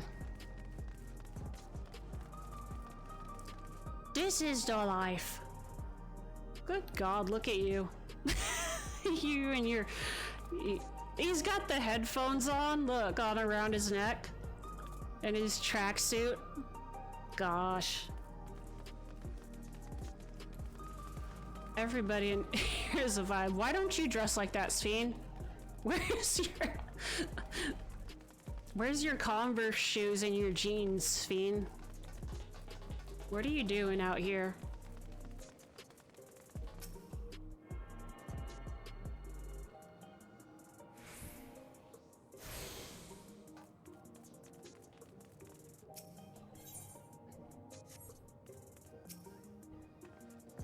And here we are. These buildings are where our citizens live.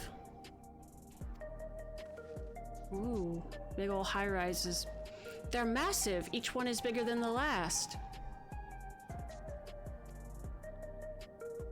They have to be, for just about all Alexandrians have apartments here.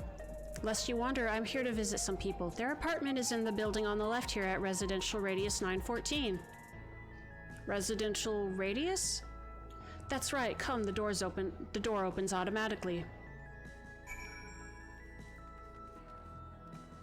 Watching the world go by, coffee in hand, what could be better? I feel like I'm being called out. Like I'm watching the Final Fantasy world go by, and I finished my coffee, but I had some coffee.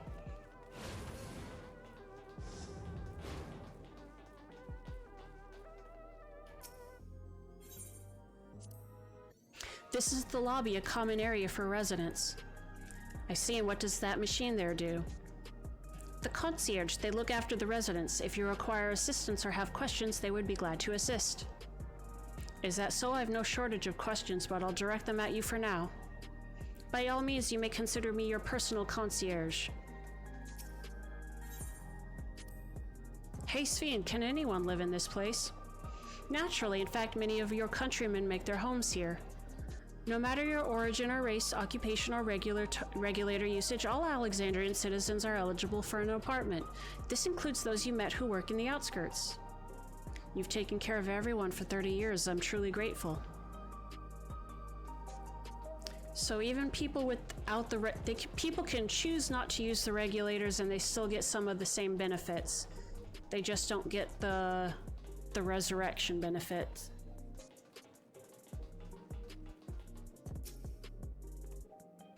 This is the place. A mother and son live here.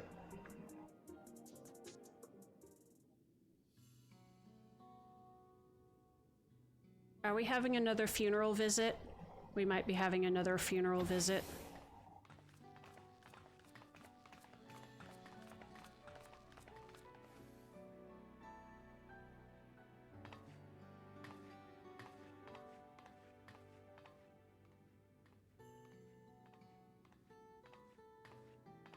Hello, Isadora. She not a Dora, she a person. Your Majesty, you came. I have friends with me today, is that all right? Of course, friends of the Queen are friends of ours. Please make yourselves at home.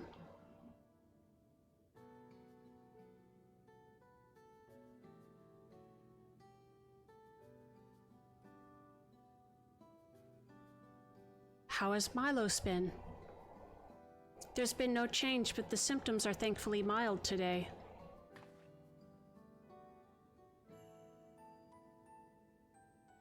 Hello, Milos. Have you missed me?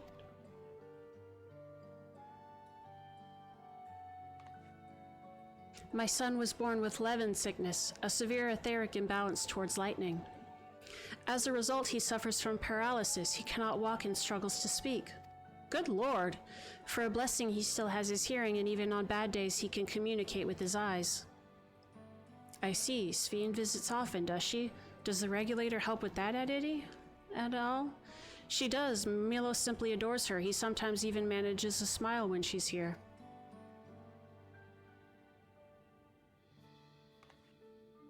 What of yourself, Isadora? How are you holding up? You needn't worry about me, Your Majesty. You always make time for us, and we have everything we need. I'm glad to hear that, but you mustn't strain yourself, understood? There is nothing you can do for him? Perhaps a treatment with souls, or... Unfortunately, no.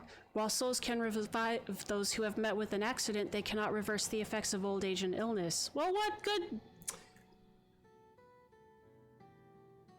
What good is your... What good is your resurrection tech... What good is your dystopia technology if it can't even cure sickness? Truth be told, many children are born like Melos. The illness has existed for generations, but we've been unable to find a cure.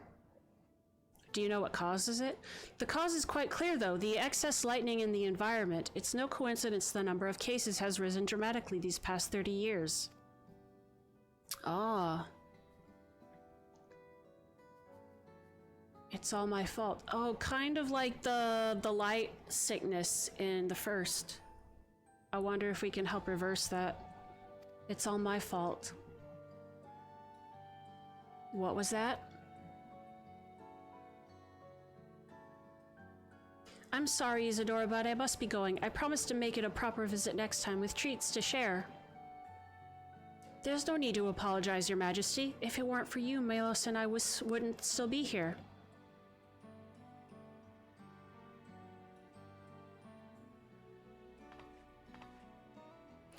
Thank you, Queen Sphene.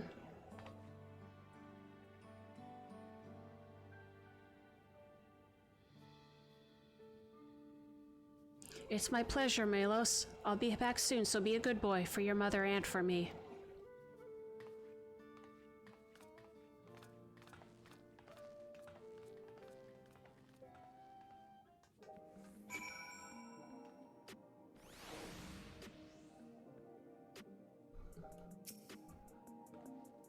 My thanks for accompanying me on the visit.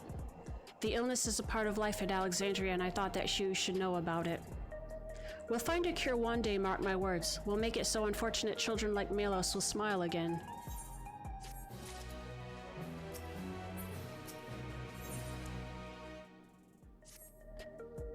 Well, let's continue the tour, shall we? Look, you obviously have duties to attend to, citizens to look after. We can stop here if you like. No, I do this because I want to, so please do not worry. Next, I'll show you one of the district's most vital facilities, a place called Resolution. To reach it, we'll need to go by way of Lay Node 9, where the Aetherite is situated. Shishkababa.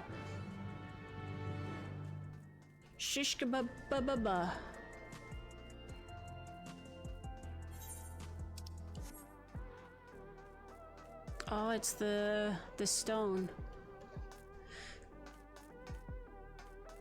The city of gold sure is purple.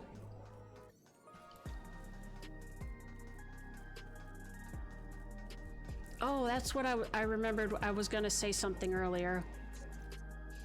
They said that Oblivion was actually founded by, like before, it was founded to prevent the fusion of two worlds, so to me that makes it sound like it was somebody from Alexandria who knew that the fusion was going to happen and wanted to stop it.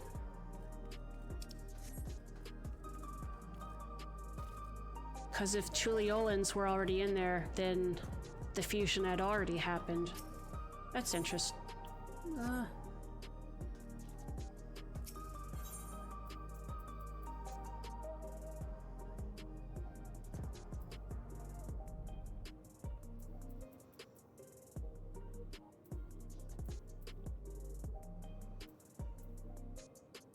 The Arcadian. Wait!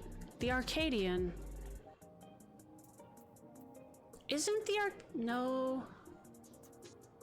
So if somebody's played the game, can help me out. What were the treasure quest? You know, the treasure map things in Endwalker. That wasn't called the Arcadian, was it?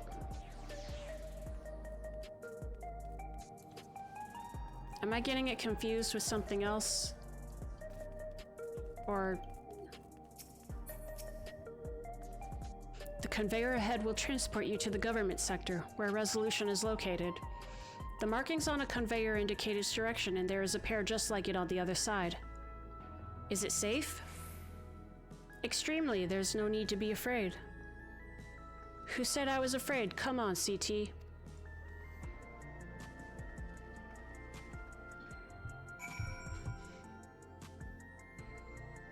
Hold on, that's gonna bother me.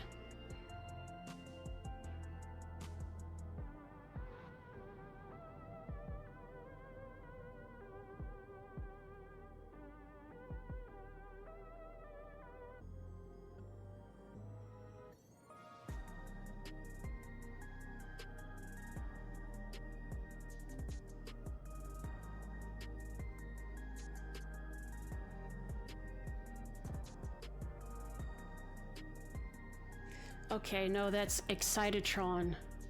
Excitotron 6000, okay. I'm just hearing something, something Athana, something a yawn. Whoop!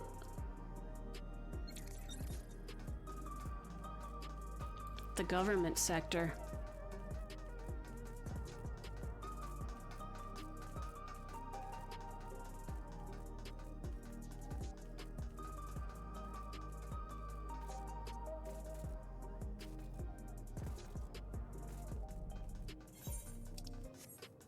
Praxis Park.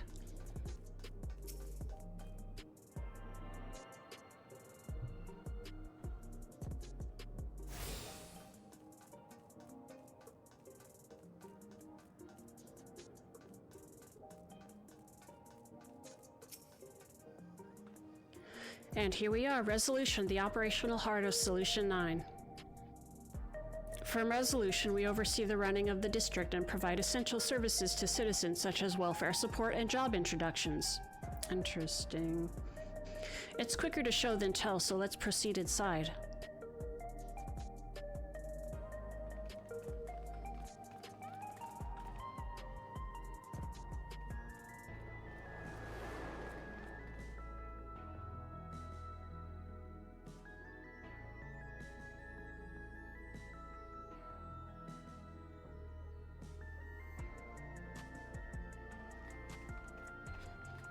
Strange contraptions everywhere you look. What's that?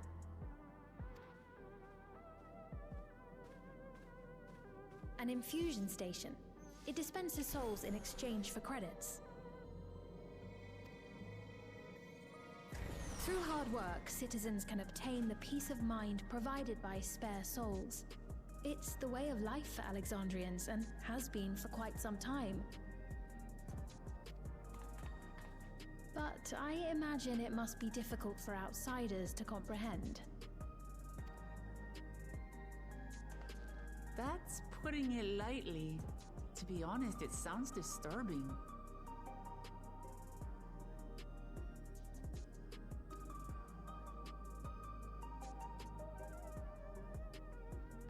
Still, I won't dismiss it out of hand.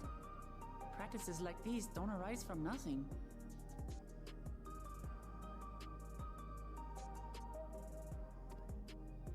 There's a reason why your culture is the way it is, and I'd like to understand. Won't you tell us some of your realm's history?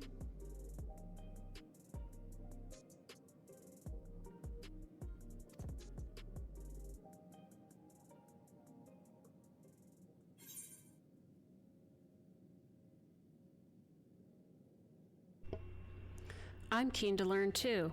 Buying souls with money sounds like my country. Hey-yo!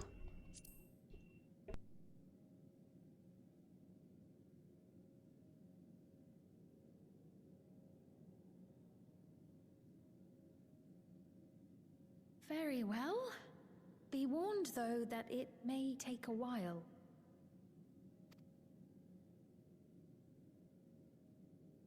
In the distant past, over 1,000 years ago, it's said, lightning energy began to swell in our world. According to ancient records that date back around 8 centuries, the rainy season spanned a quarter of the year, during which time severe thunderstorms ravaged the land. 4 centuries later, this season had lengthened to nearly half the year.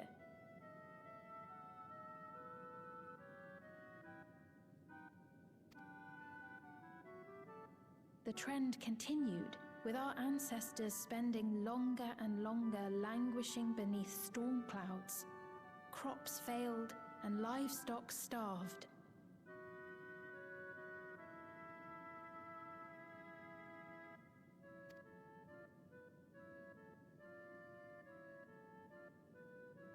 But amidst this growing desperation, a miraculous material was discovered that promised salvation: electrope.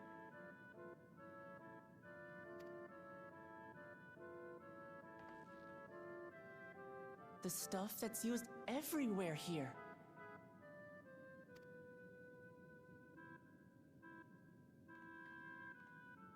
Indeed. One day, when out inspecting a forest after lightning had caused a fire, a villager came upon a curious black ore none had seen before. Testing revealed that the ore possessed a singular property. It could store lightning and convert it to other energies. In that instant, the scourge of endless storms became a blessing.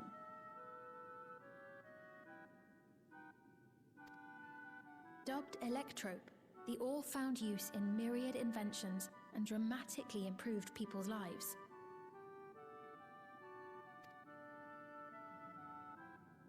So much so, in fact, that all nations soon became dependent upon it, despite the difficulty of obtaining it in quantity.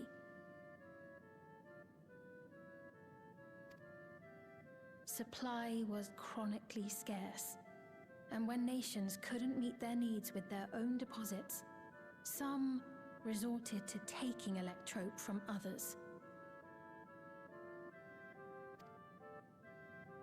Fighting was isolated and sporadic until electrope came to be used in warfare. First in the weaponry of invaders, then in the countermeasures of defenders, and then in every aspect of combat where an advantage might be had. This served only to exacerbate the ore shortage, leading to further escalation. Before long, the entire world was engulfed in a terrible war known as the Storm Surge.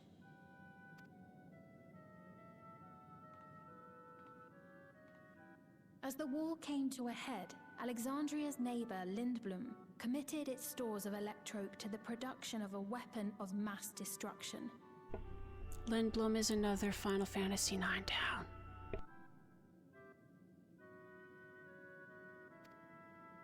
They deployed it on the front lines and triggered a calamity of frightful magnitude. Not even their own scientists had anticipated the force of the lightning that was unleashed. The energy inundated the entire continent, laying it to waste.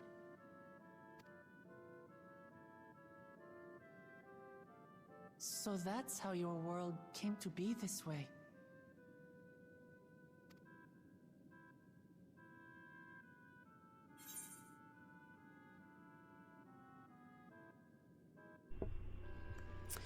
Sounds a lot like both the Flood of Light and the Flood of Darkness. Sounds an awful lot like an umbral calamity.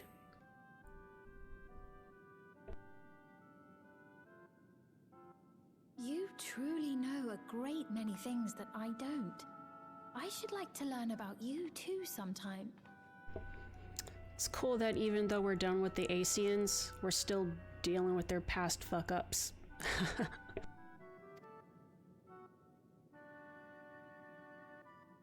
But to continue the tale, the people of Alexandria had already lost much to the war. They lost almost everything else to the Levin.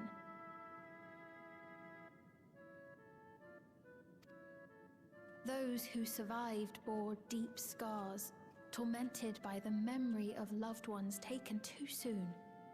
Though they yet lived, the cruel spectre of death was with them always.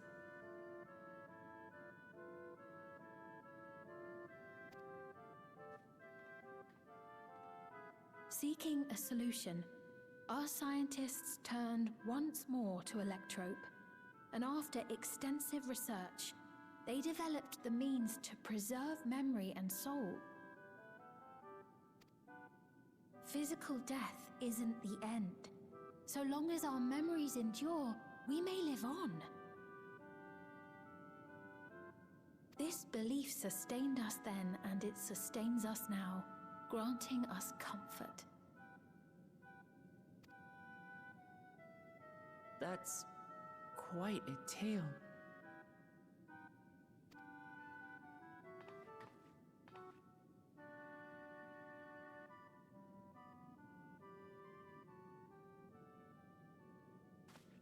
Your Majesty, help me! I beg you, help me! What's the matter?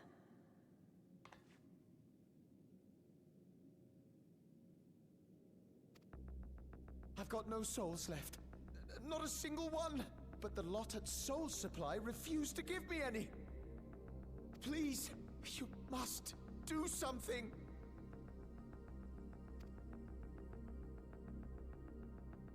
My apologies, Your Majesty.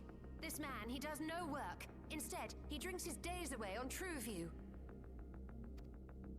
He has only himself to blame if he has no credits for souls.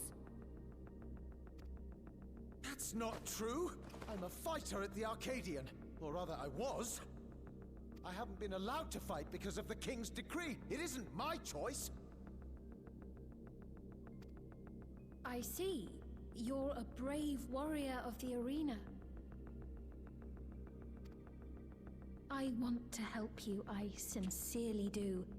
But I cannot give you preferential treatment. Then open up the Arcadian again, so I can fight! I'm sorry, but that's not my decision to make. The king requires feral souls for war. He doesn't wish for them to be expended on amusements. You're useless! A queen in naught but name!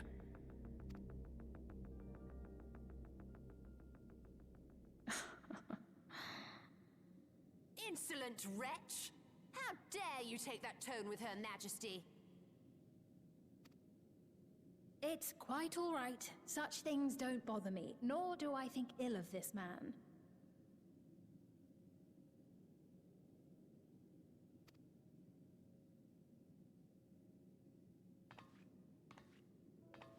Hear me. Though I cannot grant you a soul, I mean it when I say I want you to live. I love all of you equally, dearly. You are as family to me, and it pains me to see you deny yourself hope. I want you to find a happiness all your own, even if you must grow it from the smallest seed of joy. Out there, somewhere, is a reason for you to smile again.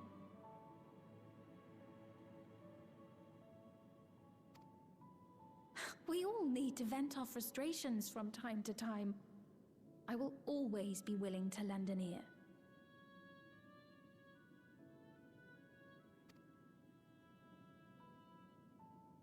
Yes, Mum. Of course. Even without a spare soul, I suppose I'm fine as long as I stay in Solution 9.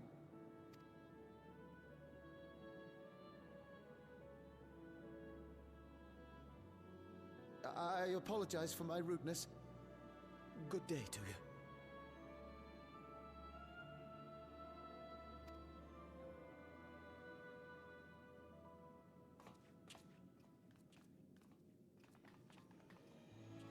Keep your chin up, my friend.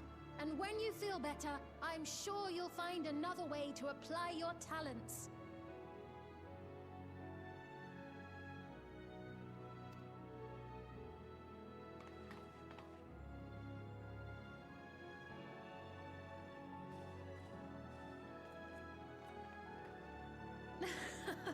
I'm sorry you had to see that. Let's keep moving, shall we?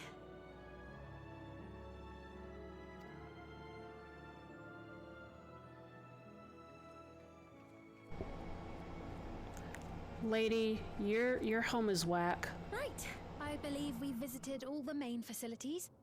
With that, I declare our tour concluded. That man from before, Does that sort of thing happen often? Somewhat. It's unavoidable. Hardships are a fact of life. Our soul management system has sustained our realm for generations, but it isn't without flaws. For one, people have become accustomed to having spare souls. Without them, they feel vulnerable and anxious. Some claim it may also have contributed to a decline in births.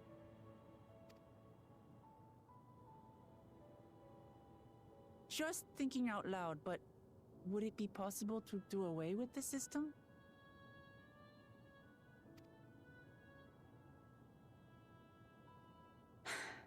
No.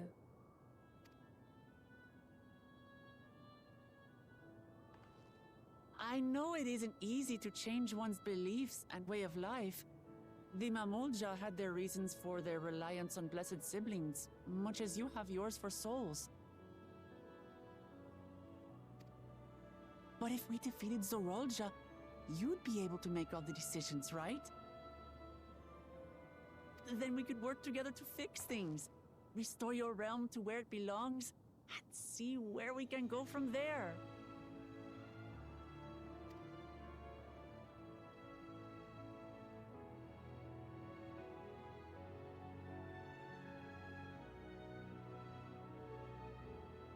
Listen to me.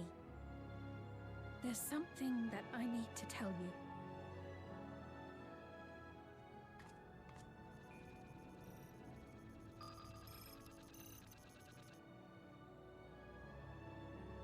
What is it?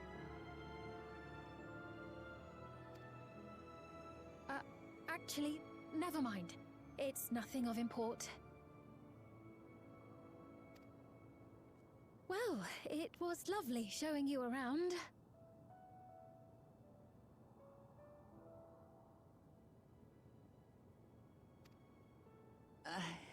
Of course. Of course.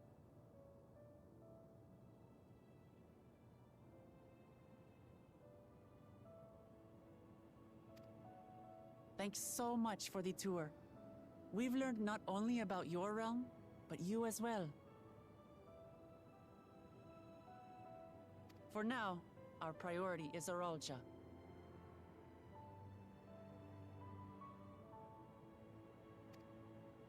But once we've dealt with him, perhaps I can return the favor and show you to Lihiolal. I'd like that very much.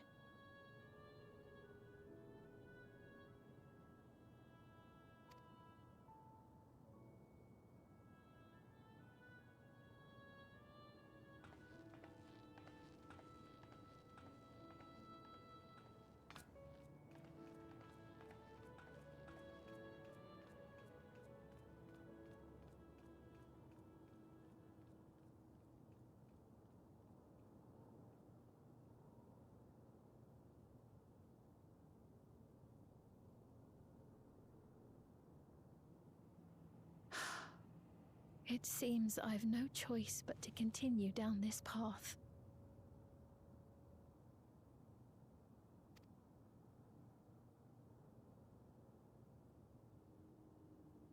Forgive me, Val Wuklamat, but I must disappoint you.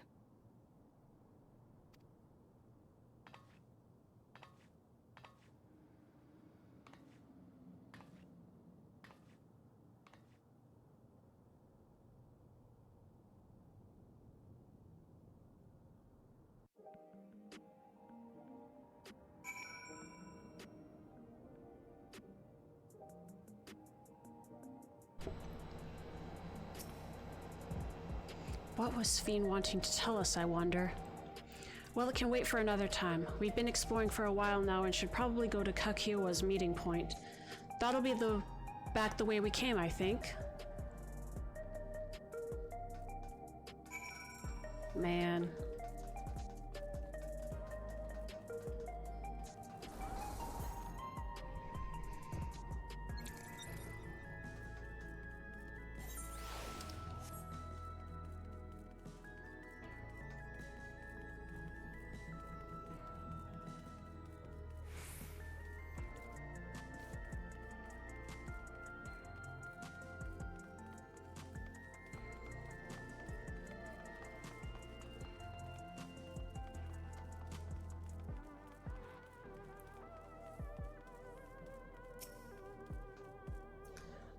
Alrighty, I'm gonna run a quick ad break, 3 minutes. Gonna get some water and stuff. I recommend you do to that too. I'll see you on the other side.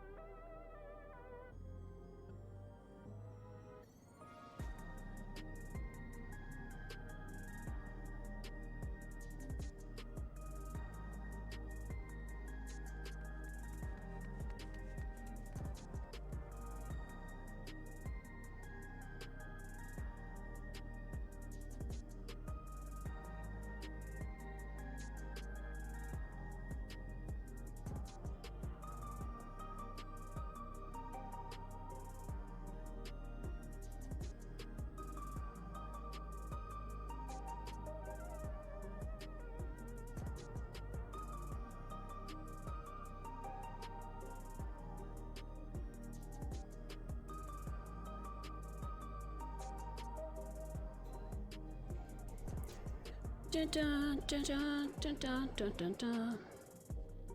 Sveen genuinely cares for her people. I can respect her for that. And thanks to her tour, I've come to better understand the lives of Alexandrians. They don't feel so strange and distant anymore.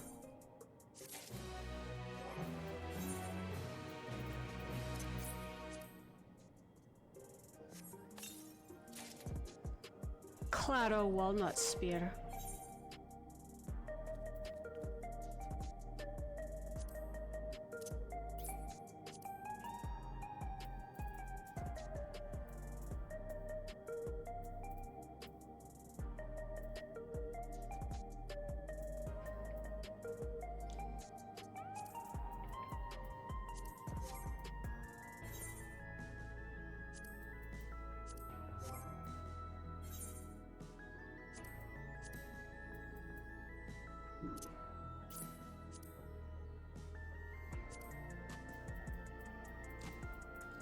I think I turned off the items, didn't I?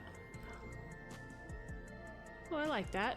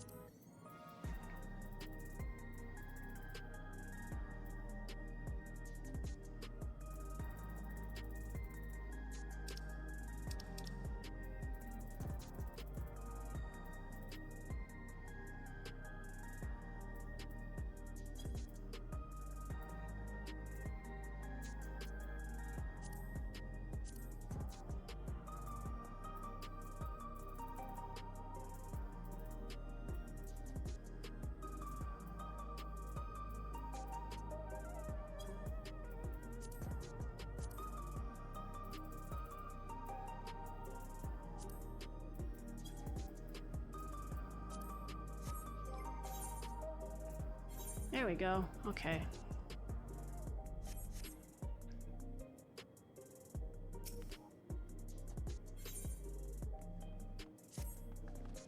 So we're supposed to go to a place called True View in the eastern sector. This conveyor ought to take us there. You know, once you get used to it, they're actually kind of fun. Come on, CT.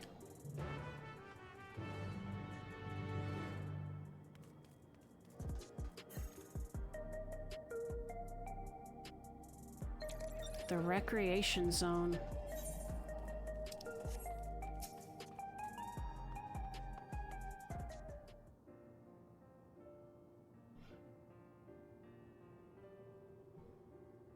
This is the right place, you think? I don't see the others, though. Well, rather than sitting and waiting, we might as well explore a bit more. Huh? CT, look over there. A Mamulja. A Mamulja child. What are they doing here?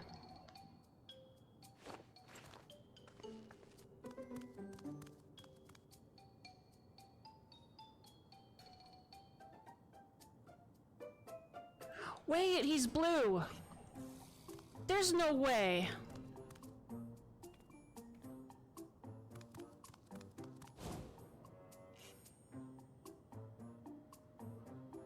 There's no way.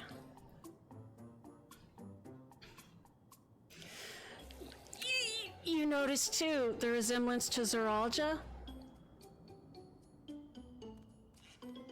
The blue scales of a Bunewa with the features of a Hubigo.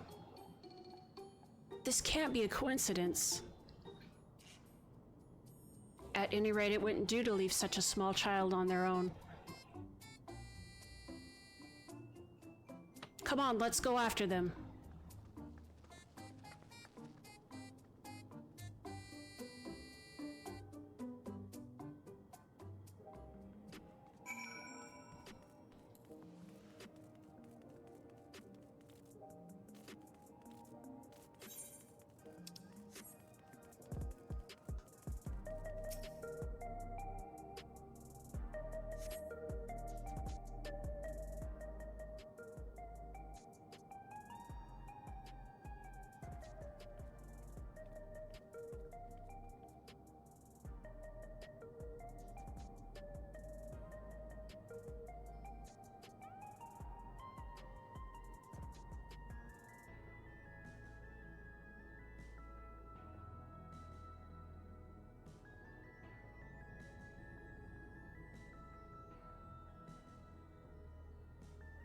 So this is True View. I'm not sure what I'm looking at, but it does seem lively.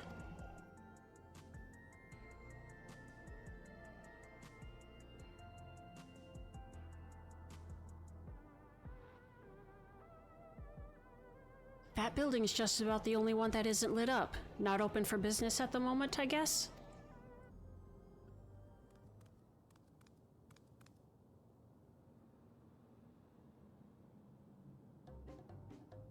What?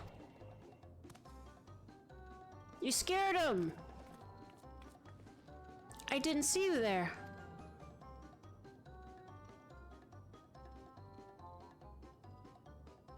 Listen, we don't mean you any harm, we just want to talk.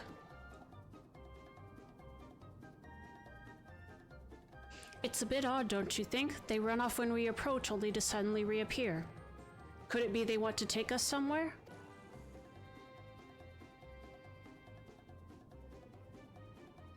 Is that the way of it? You want us to follow you?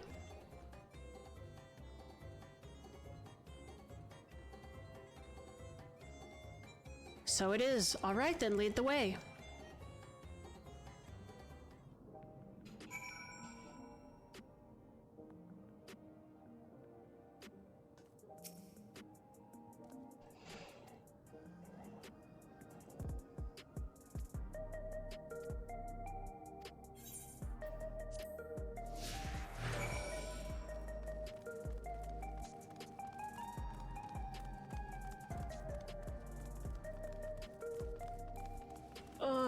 Don't go too far ahead.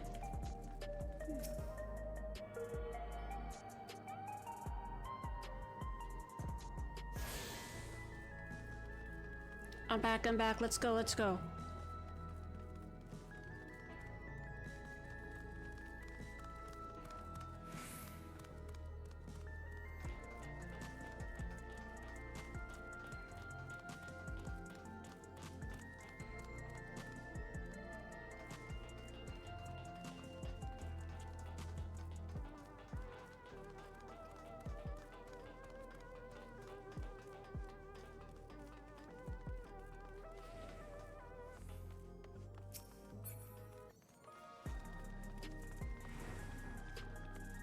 This little kid brought us to a bar. You're too young to be drinking, little boy. Is this where you wanted to bring us? I assumed you're a boy. Maybe you're not.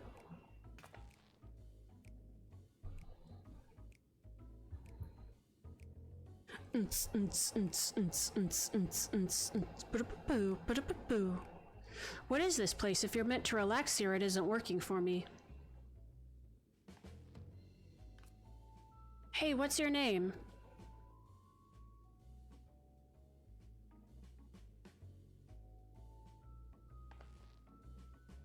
So you're still not inclined to talk.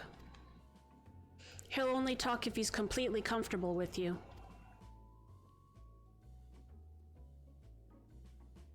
You know him? After a fashion, but never mind that. How about something to wet your whistle? Adorable as you are, it's on the house. I can recommend our special, Her Majesty. I'll prepare one without liquor for the boy, too.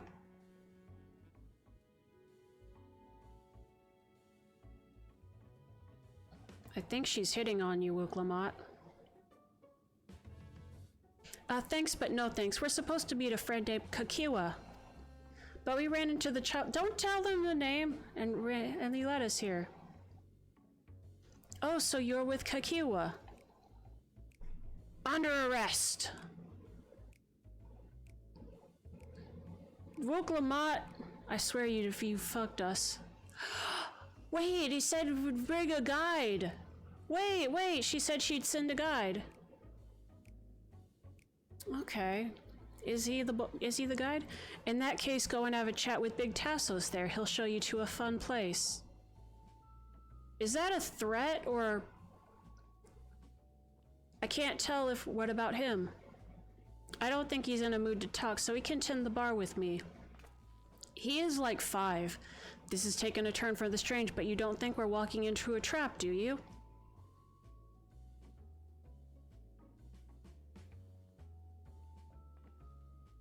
Dude, all bets are off. Damned if this doesn't have suspicious written all over it. I mean, if Avalanche had their headquarters in a bar, then maybe Oblivion also has theirs in a bar. What is this fun place meant to be? Is Kakiwa there? Well, I suppose there's only one way to find out. Alright.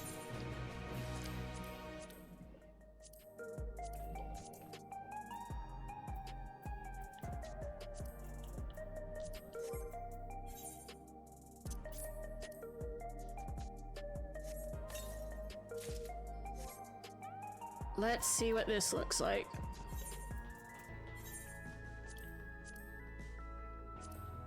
Ooh! That's not half bad. It's got the little glowy purples. I like sleeves on my Lalafell. Yeah, we can work with this. Yeah, let's do it. Level 98 quest. Gives you why is this? Gives you teeth. This area is normally off limits, but Kakiwa's told us about you. Just follow the corridor and head into the room at the end. Okay. Let's go, CT. Whatever happens, you won't catch me being surprised. At this point, we're just going in anywhere ready to fight whoever.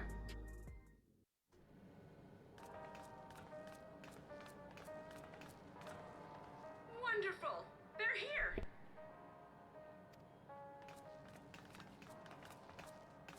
We've only just arrived ourselves.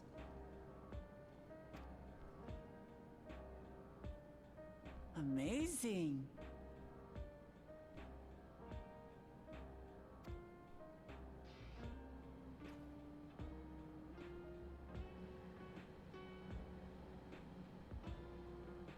I bid you welcome to the back room. Oblivion's humble headquarters.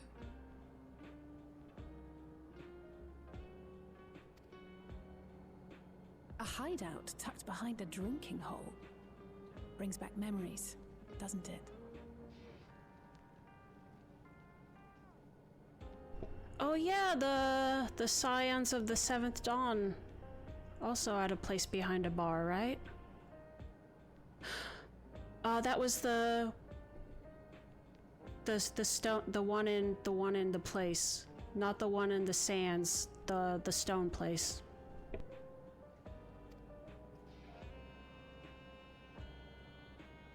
Our members here are mainly creators and adapters. That is, scientists and engineers who specialize in electro. They use their skills to provide support to our field operatives. Geralt, Shale, be so kind as to give our friends an overview of your duties.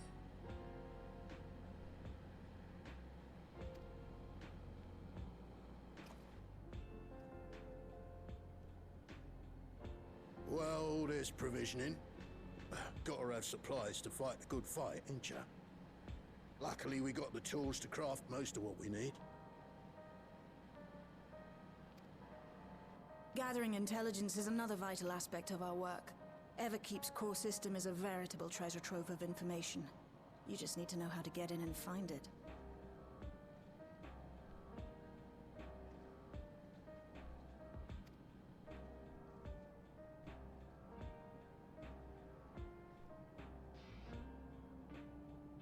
We also handle surveillance and communications, watching the enemy's movements and coordinating our own, that sort of thing. And among all our activities, we spend a fair bit of effort investigating preservation.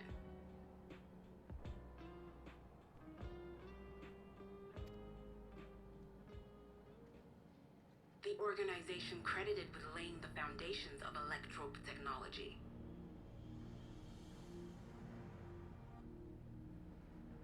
From the soul management system to Everkeep's design, they're behind just about everything you see here. It'd be no exaggeration to say they made this realm what it is.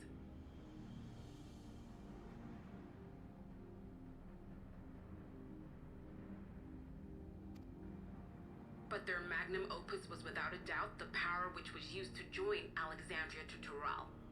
Interdimensional fusion.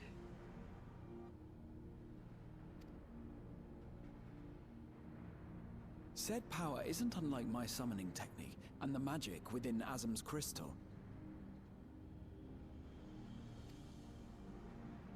Yet, though the effect is localized, to be able to fuse realities.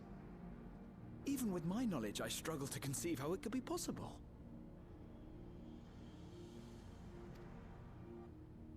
Incidentally, the founders of our group, a husband and wife, were members of Preservation at one point.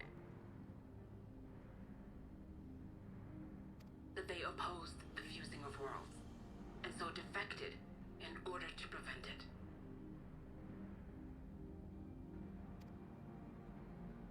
While not entirely unexpected, given what we have seen, this is still quite the revelation.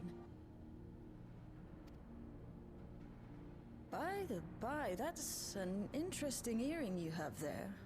A novel way of carrying a data storage device.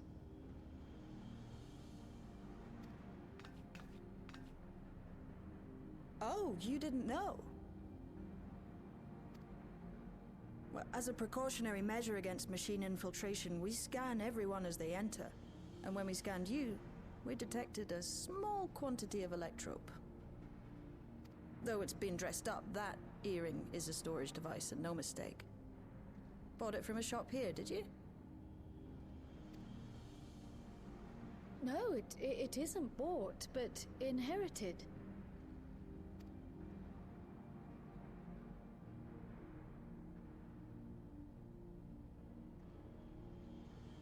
So these people sent you through the portal along with the earring? Were the founders her parents?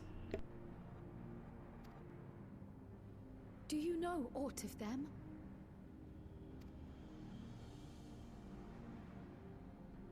Listen, Cryle. The husband and wife who founded our order. It's believed that they were Malala.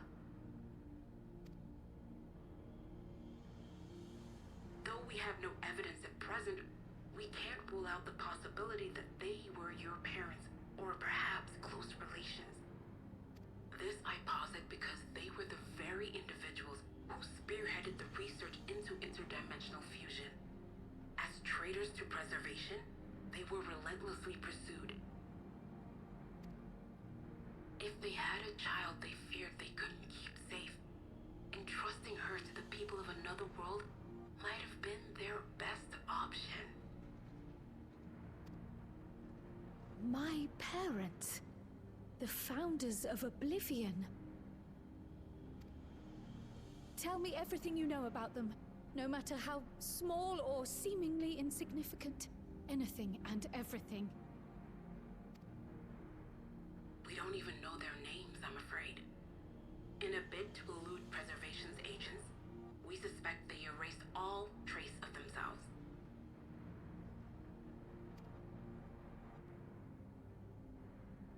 I'm sorry we couldn't be of more help. If you're interested, though, you're welcome to review our accumulated data. Yes, please. As an individual and member of my order both, I wish to learn as much as possible. I should also like to peruse the data. Where the joining of realities is concerned, I may well be of service. Of course. Feel free to peruse to your heart's content. Thank you. If you like, I can examine your earring. I have to say, the prospect that it belonged to our founders has me itching to take a look.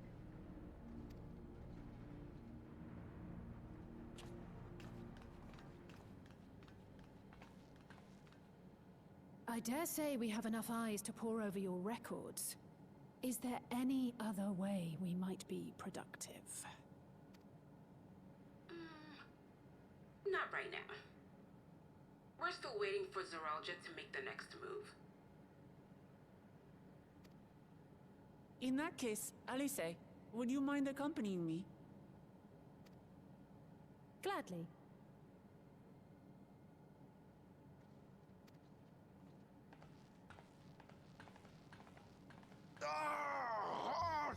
I've buggered it up again! Never a moment's peace. Pay him no mind. I don't.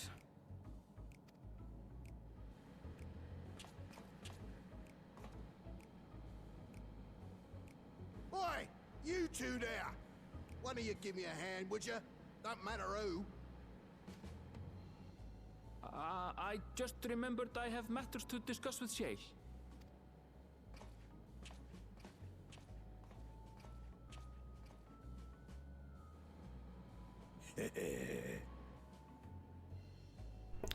Why are they treating this like a like a punishment? Are we gonna get to see the real you? Sorry you had to see me passion spilling over. Happens when you put your heart and soul into your craft, you know? And not to be weird or nothing, but I felt a sense of kinship when I saw you, as if we've met in another life. The name is familiar, but I... Gnault.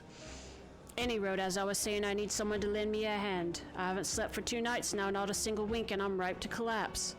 Can't afford to, though. Got folks relying on me, see? But if I'm to keep at it, I need you to fetch me my favorite energy tonic. Game of sups. The voucher's good for 2 cans, one for yourself by way of welcome. Can't get the stuff at any old vending machine, though. You need to talk to a bloke named Philemon. You'll find him tending a bar out on the main strip. Off you go now. Get the one with the anime girl on the side.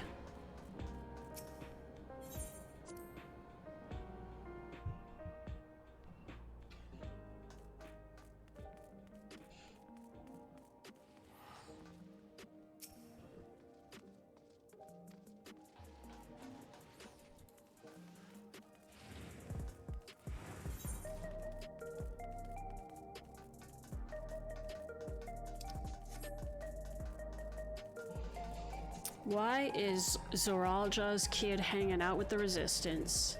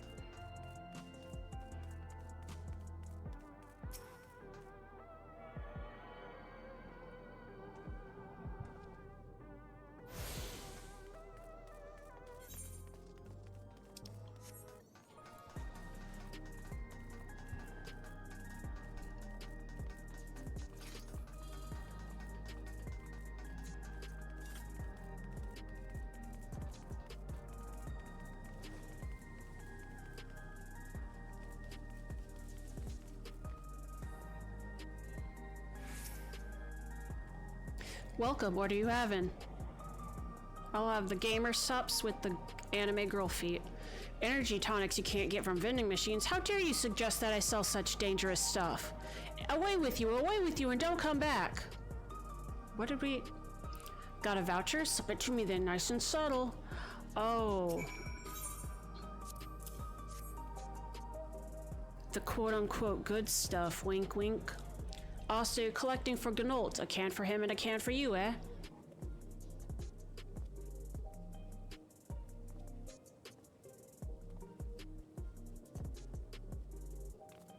Here you go. Yours is formulated for beginners. Gentler... Whoa!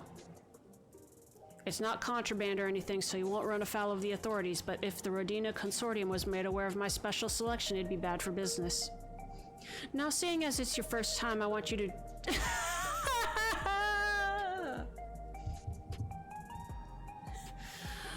You need to have someone with you when you take your first trip, just to make sure you don't go crazy.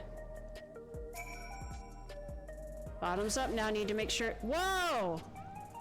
Whoa! Are you okay, lady? Doesn't affect you in any intended ways.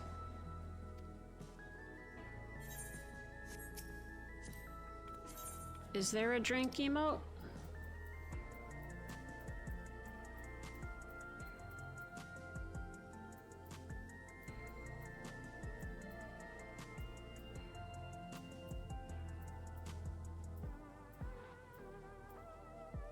air quotes.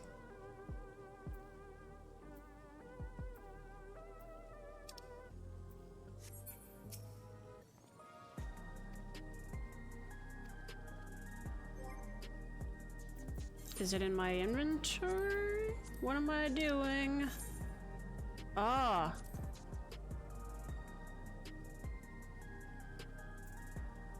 Oh, the beginner's one. Okay, okay, okay. You drain the tonic in a single pull. Hey, now that's how you do it. Your pulse ought to quicken soon, after which you'll start to see everything more clearly, and then finally you'll feel a roaring surge of energy. People say it's like growing a pair of rainbow wings. Well, you haven't up and carked it, so hurry along and give Gonol his tonic. He tends to leave it to the last moment, and I expect he's about to keel over. Woo!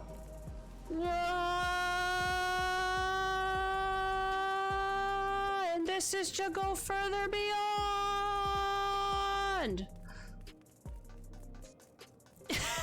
Oh, jeez.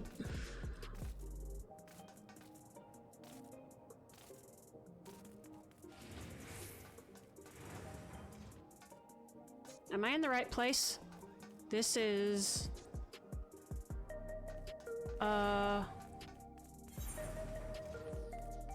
Where am I? The back room, the back room, the back room. Right? Which one's the back room? Oh, I'm a dingus. It was...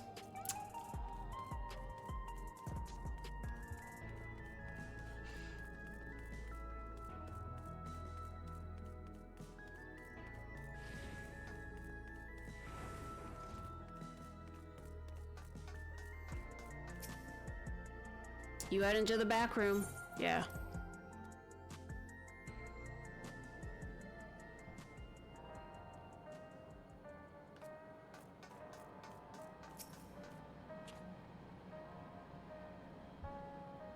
You got the tonic? Give it here quick.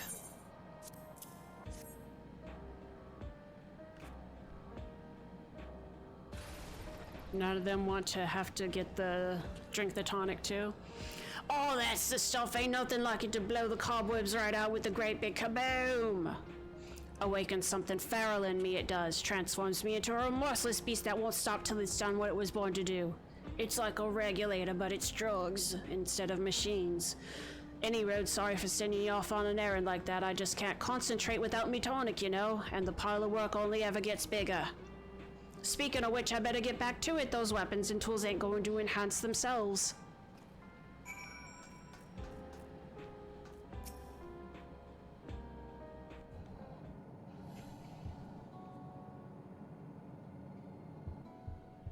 I've been meaning to ask about that Mamulja child.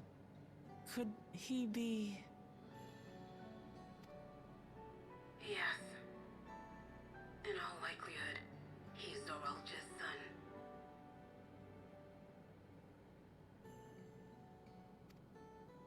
So you think so too?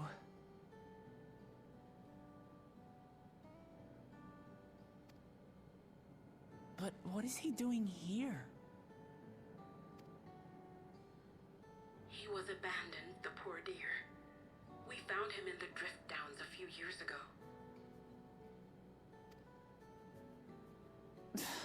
To think he'd cast aside his child.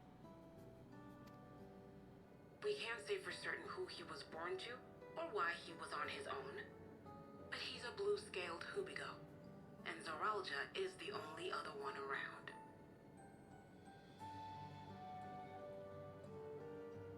That being the case, everyone assumes they're father and son. Even the boy has put two and two together. This all happened when he was very little, so he has no recollection of his parents. It breaks my heart to think of it. What's his name? What if Sphene is his mother? Is that okay for me to say? Am I gonna get in trouble? Gulja.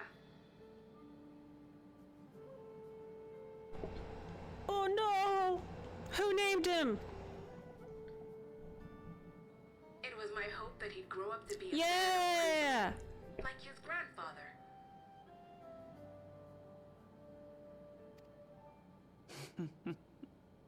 It's a fine name.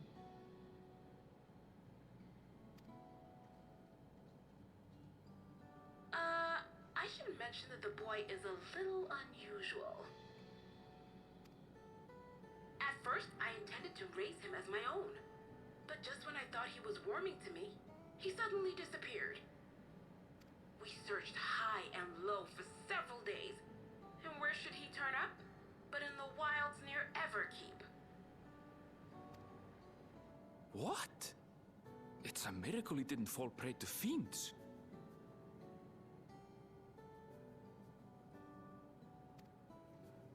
See? That's another unusual thing. Creatures don't seem to attack him. He could pick his way through the Thunder Yards as if he were on a stroll. On making inquiries, we learned that he had been living alone and receiving food from the people of the outskirts. This became something of a pattern. We track him down and bring him back, only for him to disappear again within a matter of days. He would return to the wilds without fail, and once again rely on the kindness of strangers to survive. Finally, I took the hint and left him be, giving him the solitude he prefers, and lending a hand only when he explicitly asks. If Gululja is Zorolja's child, that makes him my nephew. Assuming he's willing, I'd be glad to take him in like Papa did for me. But seeing as I'm here to kill his father, I don't know if it would be right.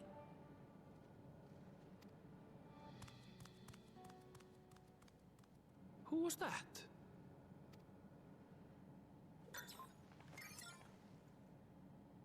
Oh dear. It's Gululja. Don't tell me he heard everything. This is my fault. I asked that he be kept away, but I should have taken more precautions. I'm going after him. I need to explain. Wait, Lamachi. I understand your haste, but it'd be best to coordinate a search. Kapkiwa, do you have any idea where he might go? There's no telling, I'm afraid. He could as easily be outside the tower as here in Solution 9. If those who can fight would search below, my mother and I will scour the district. Sounds like a plan. Let's get to it.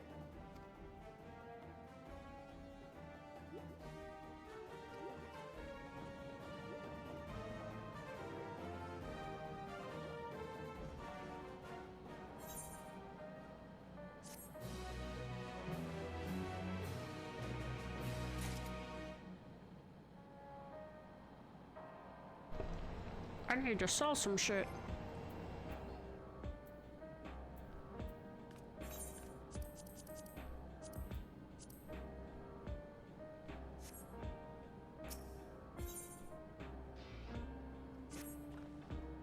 If Gululja is outside the tower, we need to find him as quickly as possible. Even if he's used to getting around on his own, the wilds are still no place for a child. Agreed. While Kral and Raha continue reviewing the data, the three of us should devote ourselves to the research. Alright, let's head to the base of the tower and take it from there.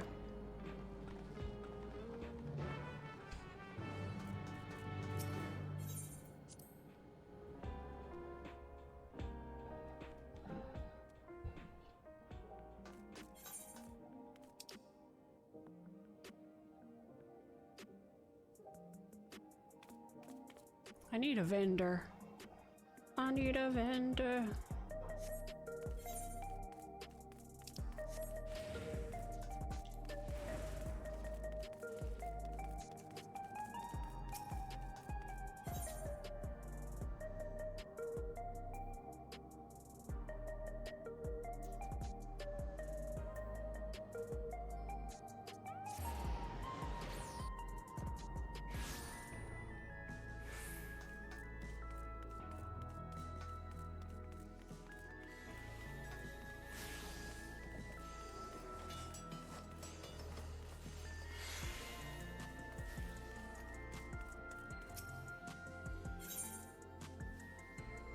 Ooh! Oh, I could buy that.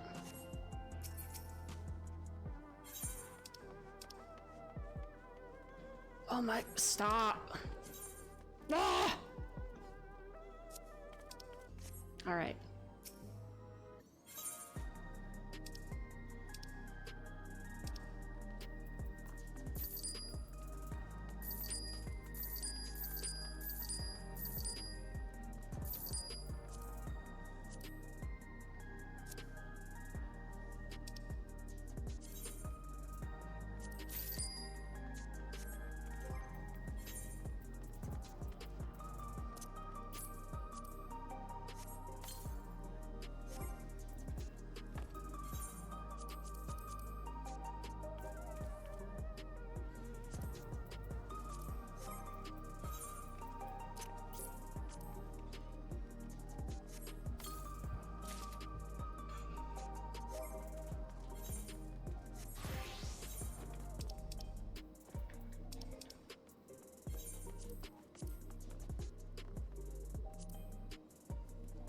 They're purple.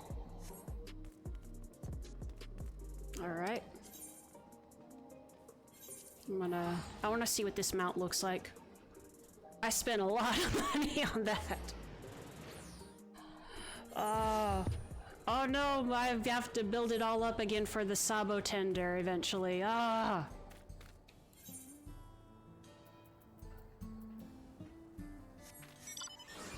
Oh shit!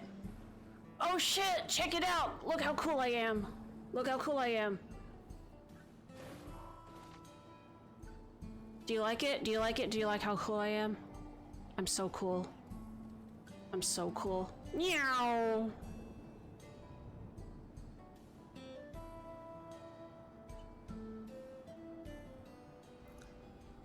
On a steel horse I ride. I'm wanted. Dead or alive.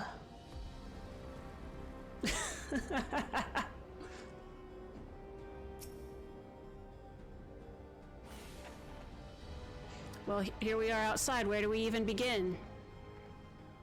Perhaps someone has caught sign of Gululja. Let's make inquiries nearby. Good idea. Could you handle the outskirts, Alize? In the meantime, CT and I will head beyond that big wall.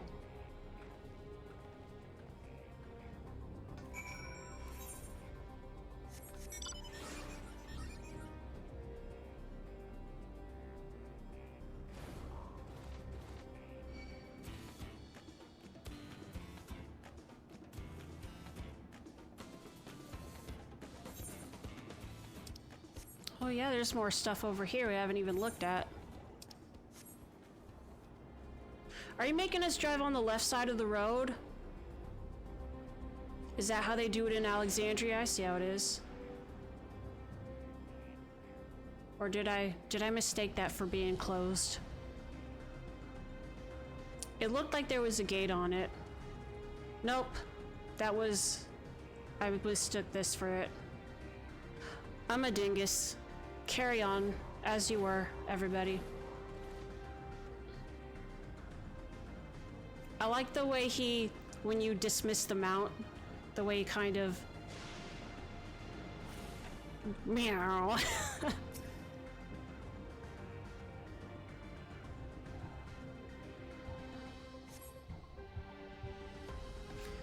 Gululja doesn't appear to be in the area. However, you catch sight of a group of people a short distance to the southwest. You spotted those people too, yes? Perhaps they've seen something. Come on.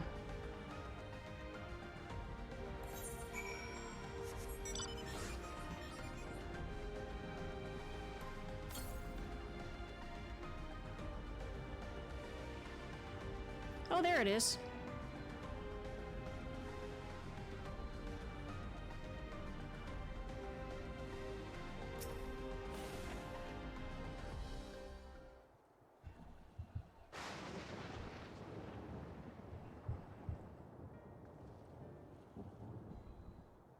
Looks like some sort of salvage yard. Well, let's ask after Gululja. Gululja isn't here.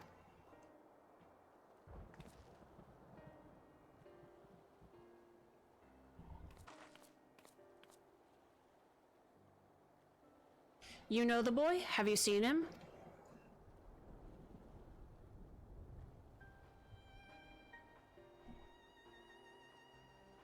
Oh, forgive me, I didn't know you were... No offense taken, my name is Tapu. My eyes may be useless, but my ears are sharper for it. I can recognize people by their footfalls, including Gululja.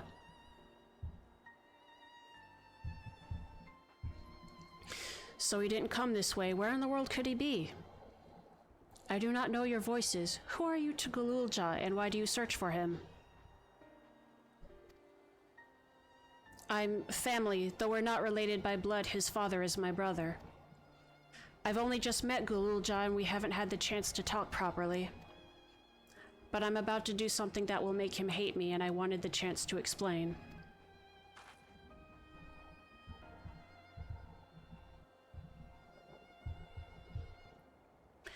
His father is your brother, then that means you're... Yes, I'm Wuklamat, vow of resolve of Tuliolal. And I've journeyed here to bring my brother Zaralja to account for murdering our people and our father. When all is said and done, Gululja may want nothing to do with me. Nonetheless, I'll always consider him family. I'll always be there for him, and I want him to know that. It tears you apart to do what you must. The quiver in your voice tells the tale. Gululja was headed south. There he has a place that is as close to a home as he knows.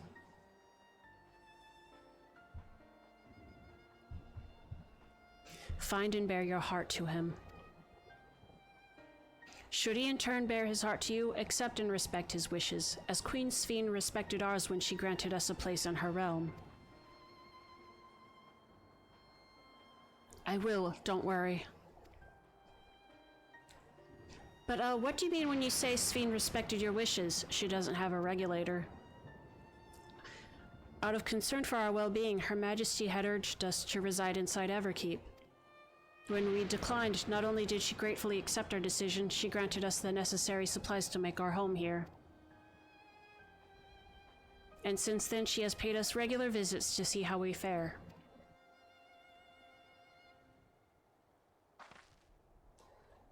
That sounds like Sveen, all right. Well, thanks for telling me about Gululja. I'll find him and then we'll have a good talk. We continue south, it seems. Let's keep our eyes peeled as we make our way.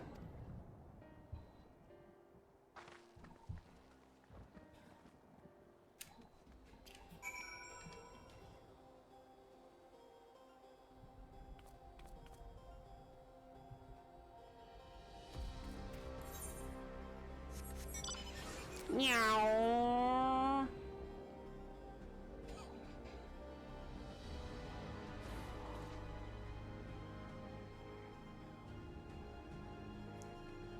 Passionate phytologist. Is he, is that a fate? Or something? I don't know who that is. What is that?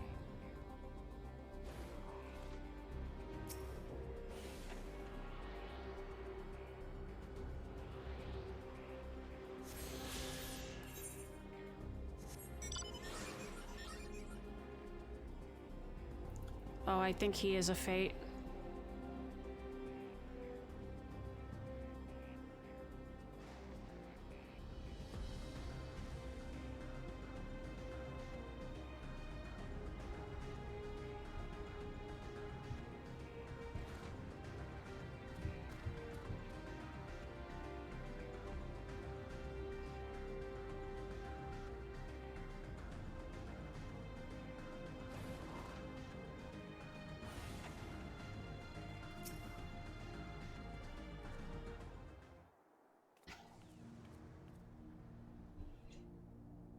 It's a town.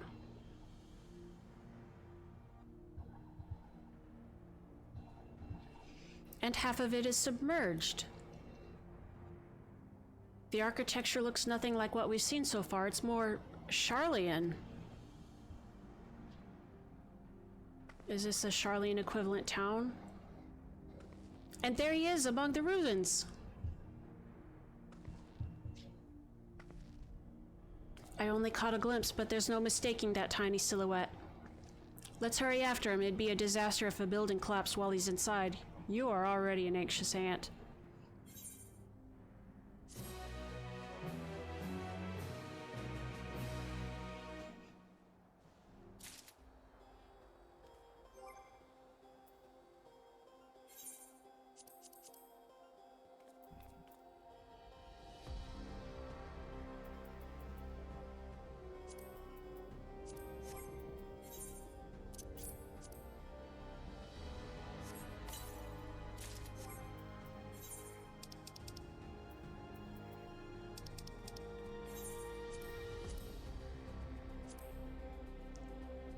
Looking more swag by the minute.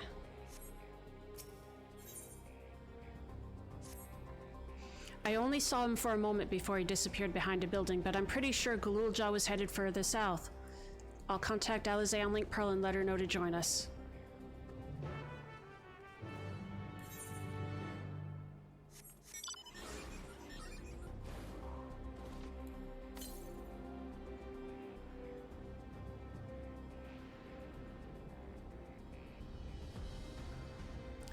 Drifting! No. Oh, you're not gonna drift? I wanna slide into it. No. Fine. Oh yeah, that's where the motorcycle's from! We fought dudes on motorcycles!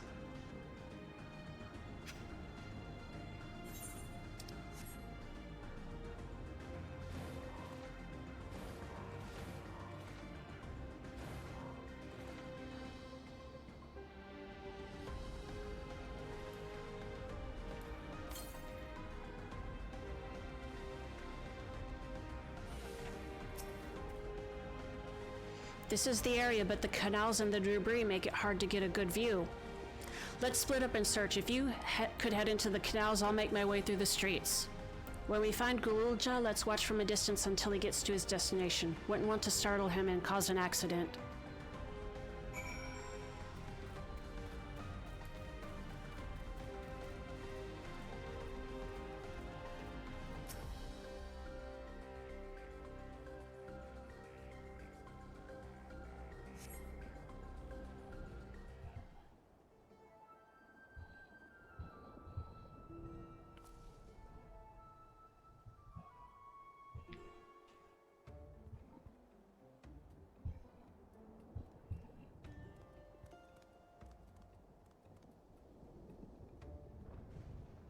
Sleep time. Have a good night, Mercury. Thanks for stopping by. You have located Galulja. Follow him quietly without being noticed. Spy time. It's spy time.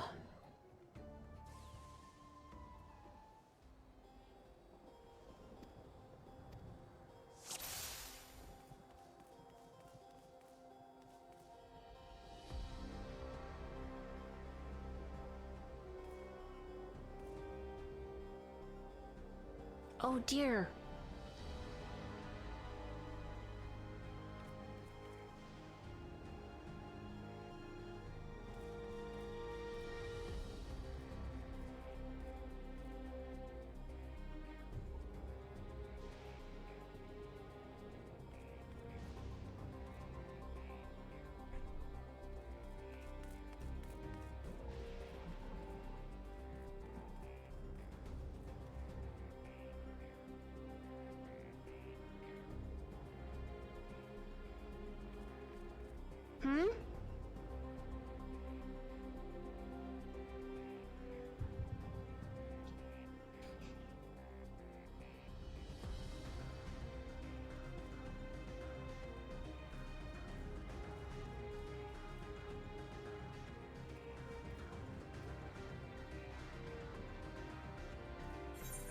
Oh, there's another aetheryte out here.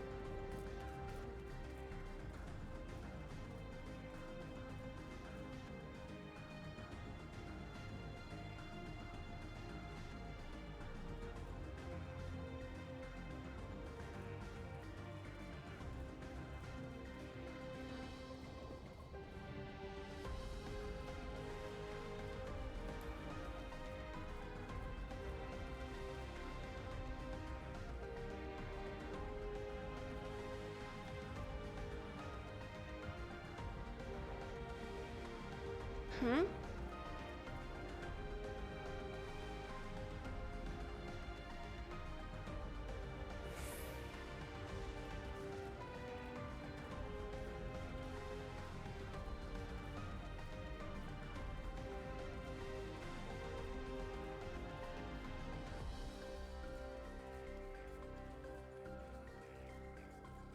Oh, don't lose sight of him, don't lose sight of him. Hmm? Huh?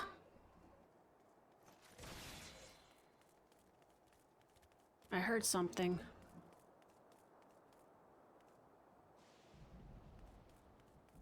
We got him.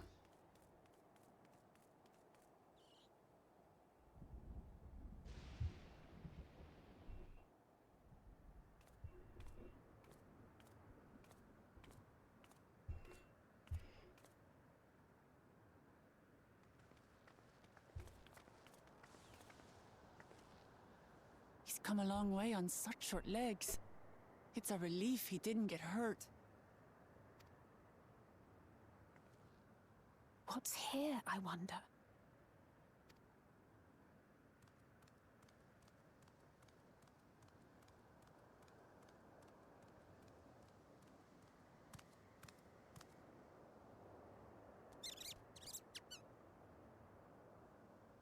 So he's looking after those little ones.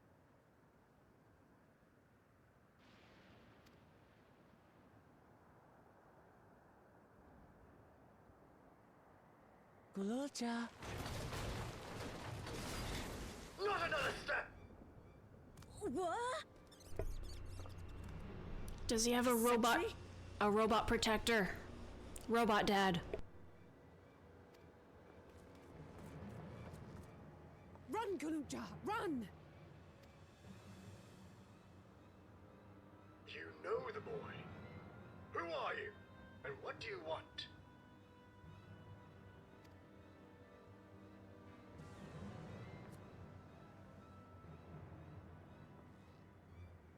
My name is Wuklamat, and I've come to talk to Gululja. Is that so?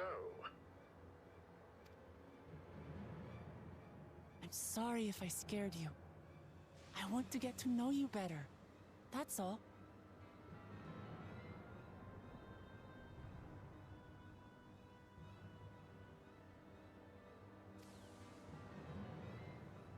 And you, my boy, do you wish to speak with them?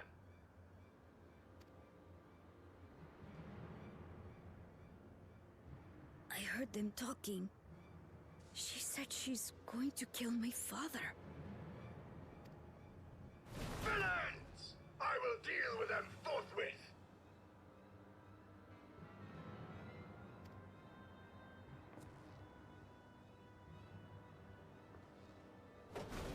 But...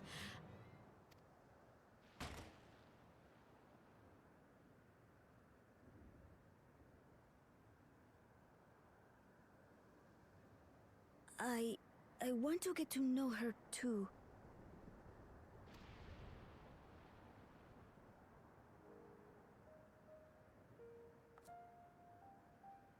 I see. If that is your desire, then I shall stand aside.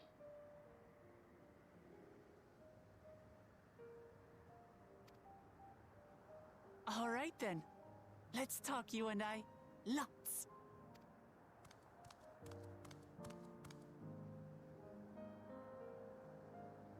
But, who's the ancient-looking and articulate machine?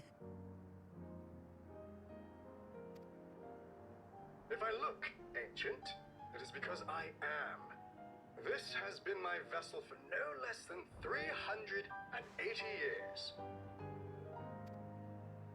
Vessel? Otis is my friend. When I was hungry and sad, he came and looked after me. He cooks for me and teaches me all kinds of things.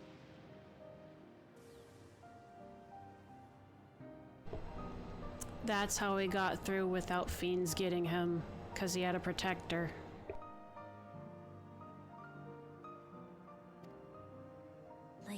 how to read and write and not be noticed by dangerous creatures. This machine cooks for you.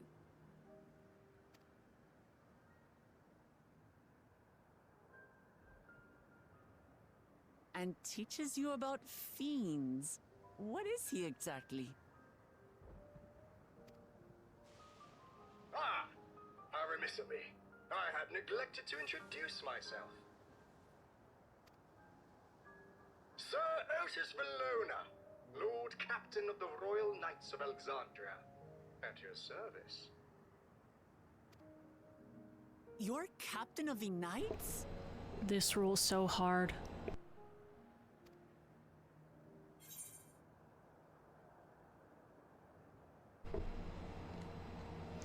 You seem different from other machines. What's your story, bud?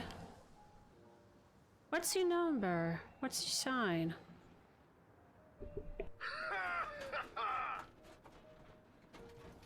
And there I thought it was Kululja with whom you wish to speak. Not that I'm averse to taking a walk down memory lane.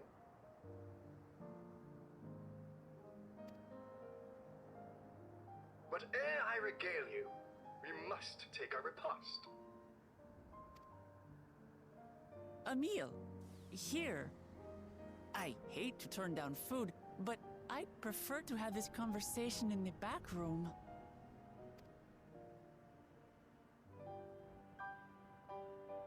Please, I'm really hungry. All right. A repast it is.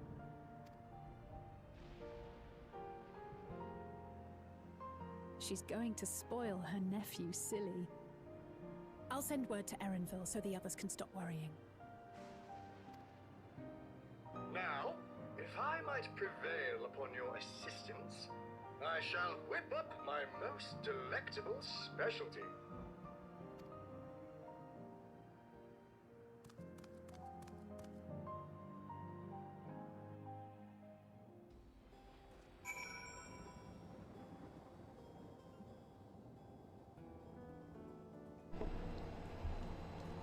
Otis Valona. So, my new friends, I would enlist your aid in procuring the ingredients for our repast. After all, the most enjoyable meals are those we make together. We're happy to pitch in, of course. What ingredients did you have in mind? First of all, some yam and pumpkin. The people of the outskirts should be willing to share their harvest. If you and Gululja could go and speak to them. Sure, I'll ask for the cast-offs too, as usual. As for CT and Alizé, I would be obliged if you could procure some woolback meat. The creatures can be found grazing on the slopes outside of town. As beef is less readily available, their flesh makes for a good substitute. That of the younger ones especially, as it is more tender and less gamey. Consider it done. We'll be back with the meat before you know it. Thank you kindly. In the meantime, I shall see to other preparations.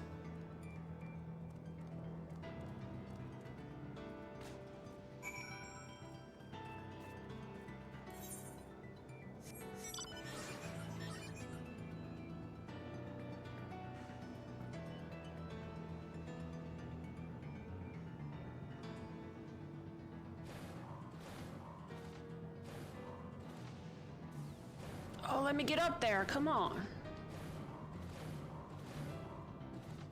Rude. Rude of this geography.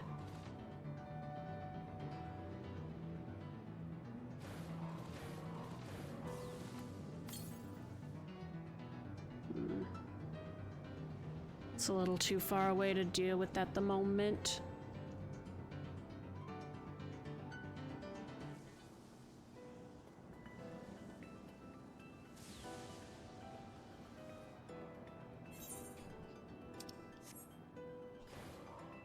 These are the woolbacks.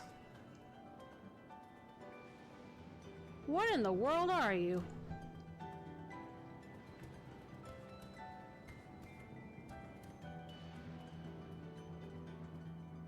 What is your fate? Do you have eyes underneath all that?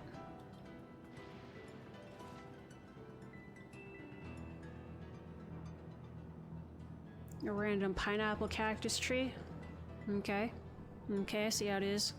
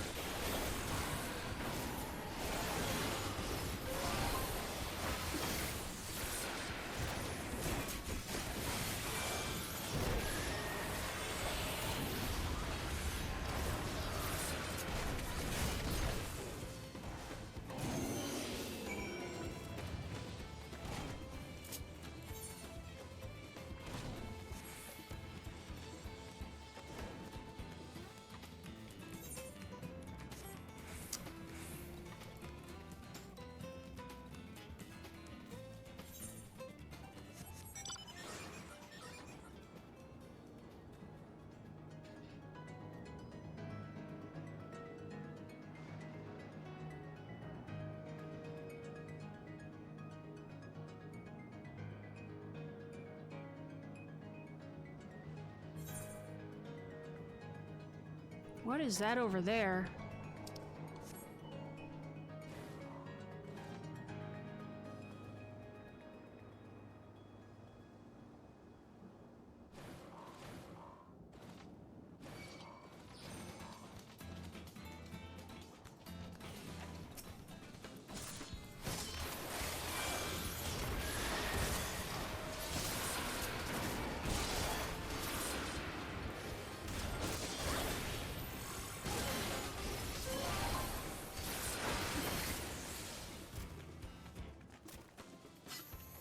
Whoa! You've got the elf.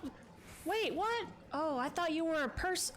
That's an enemy. I genuinely thought that was a person with armor.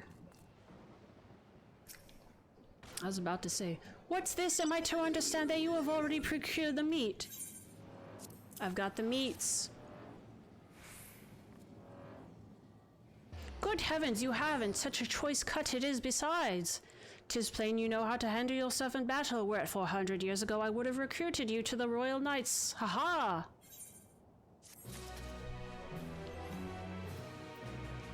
It is time to complete the ensemble.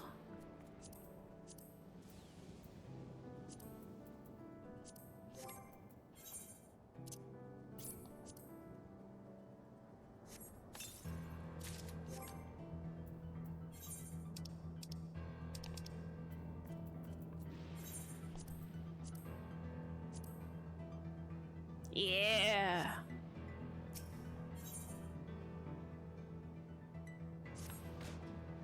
Once Alizé brings her portion, we shall have a glorious bounty to satisfy growing younglings like yourselves. Indeed, I expect there will be ample leftovers to share with the good folk of the Drift Downs. They always appreciate a warm meal. Now, seeing as you have completed your task so quickly, I have another request to make of you. We've exhausted our supplies of kindling electrope, and I should be grateful if you could search the house's larder for more. In the Old Kingdom, electrope rations were issued to each citizen, while small fragments may still be found here and there. If you can obtain 5 pieces, say, at least one ought to be what we require. That is, the kind that converts lightning to fire. Gurulja can identify them by their circuitry, so pray take them to him. The warriors come quite deft at discerning electrope types, and in a very short time, I might add. Now off you go, and happy foraging!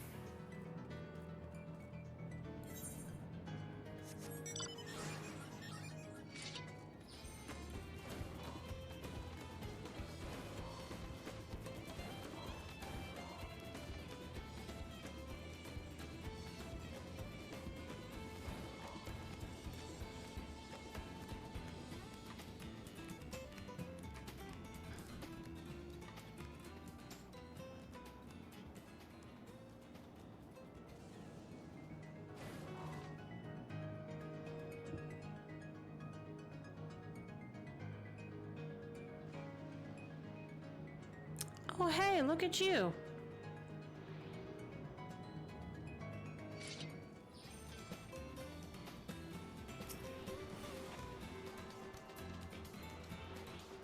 Don't you dare!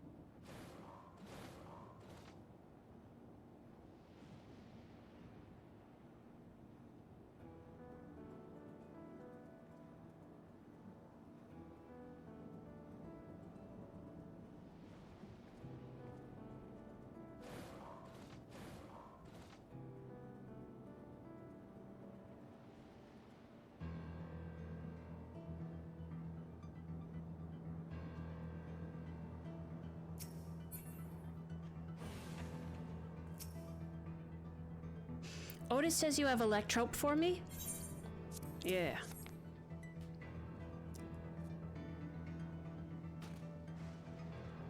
Wow, you found a lot.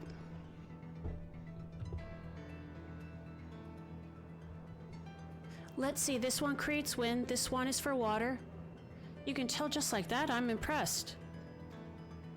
Clever, isn't he? I bet he gets it from his father. Oh, this is it. This converts to fire. It's absorbed lots of lightning, so we should be able to kindle a flame easily. Thank you, CT. Alright. And now, as we get ready to cook a meal in-game, I am reminded that I must eat dinner out-game. I am going to call it here for the night. And I will be back tomorrow. Thank you everybody for watching. I think I'm just gonna not worry with the raid and we'll go. So, thank you everybody for watching. I'm having fun. And I will see you tomorrow. Bye-bye.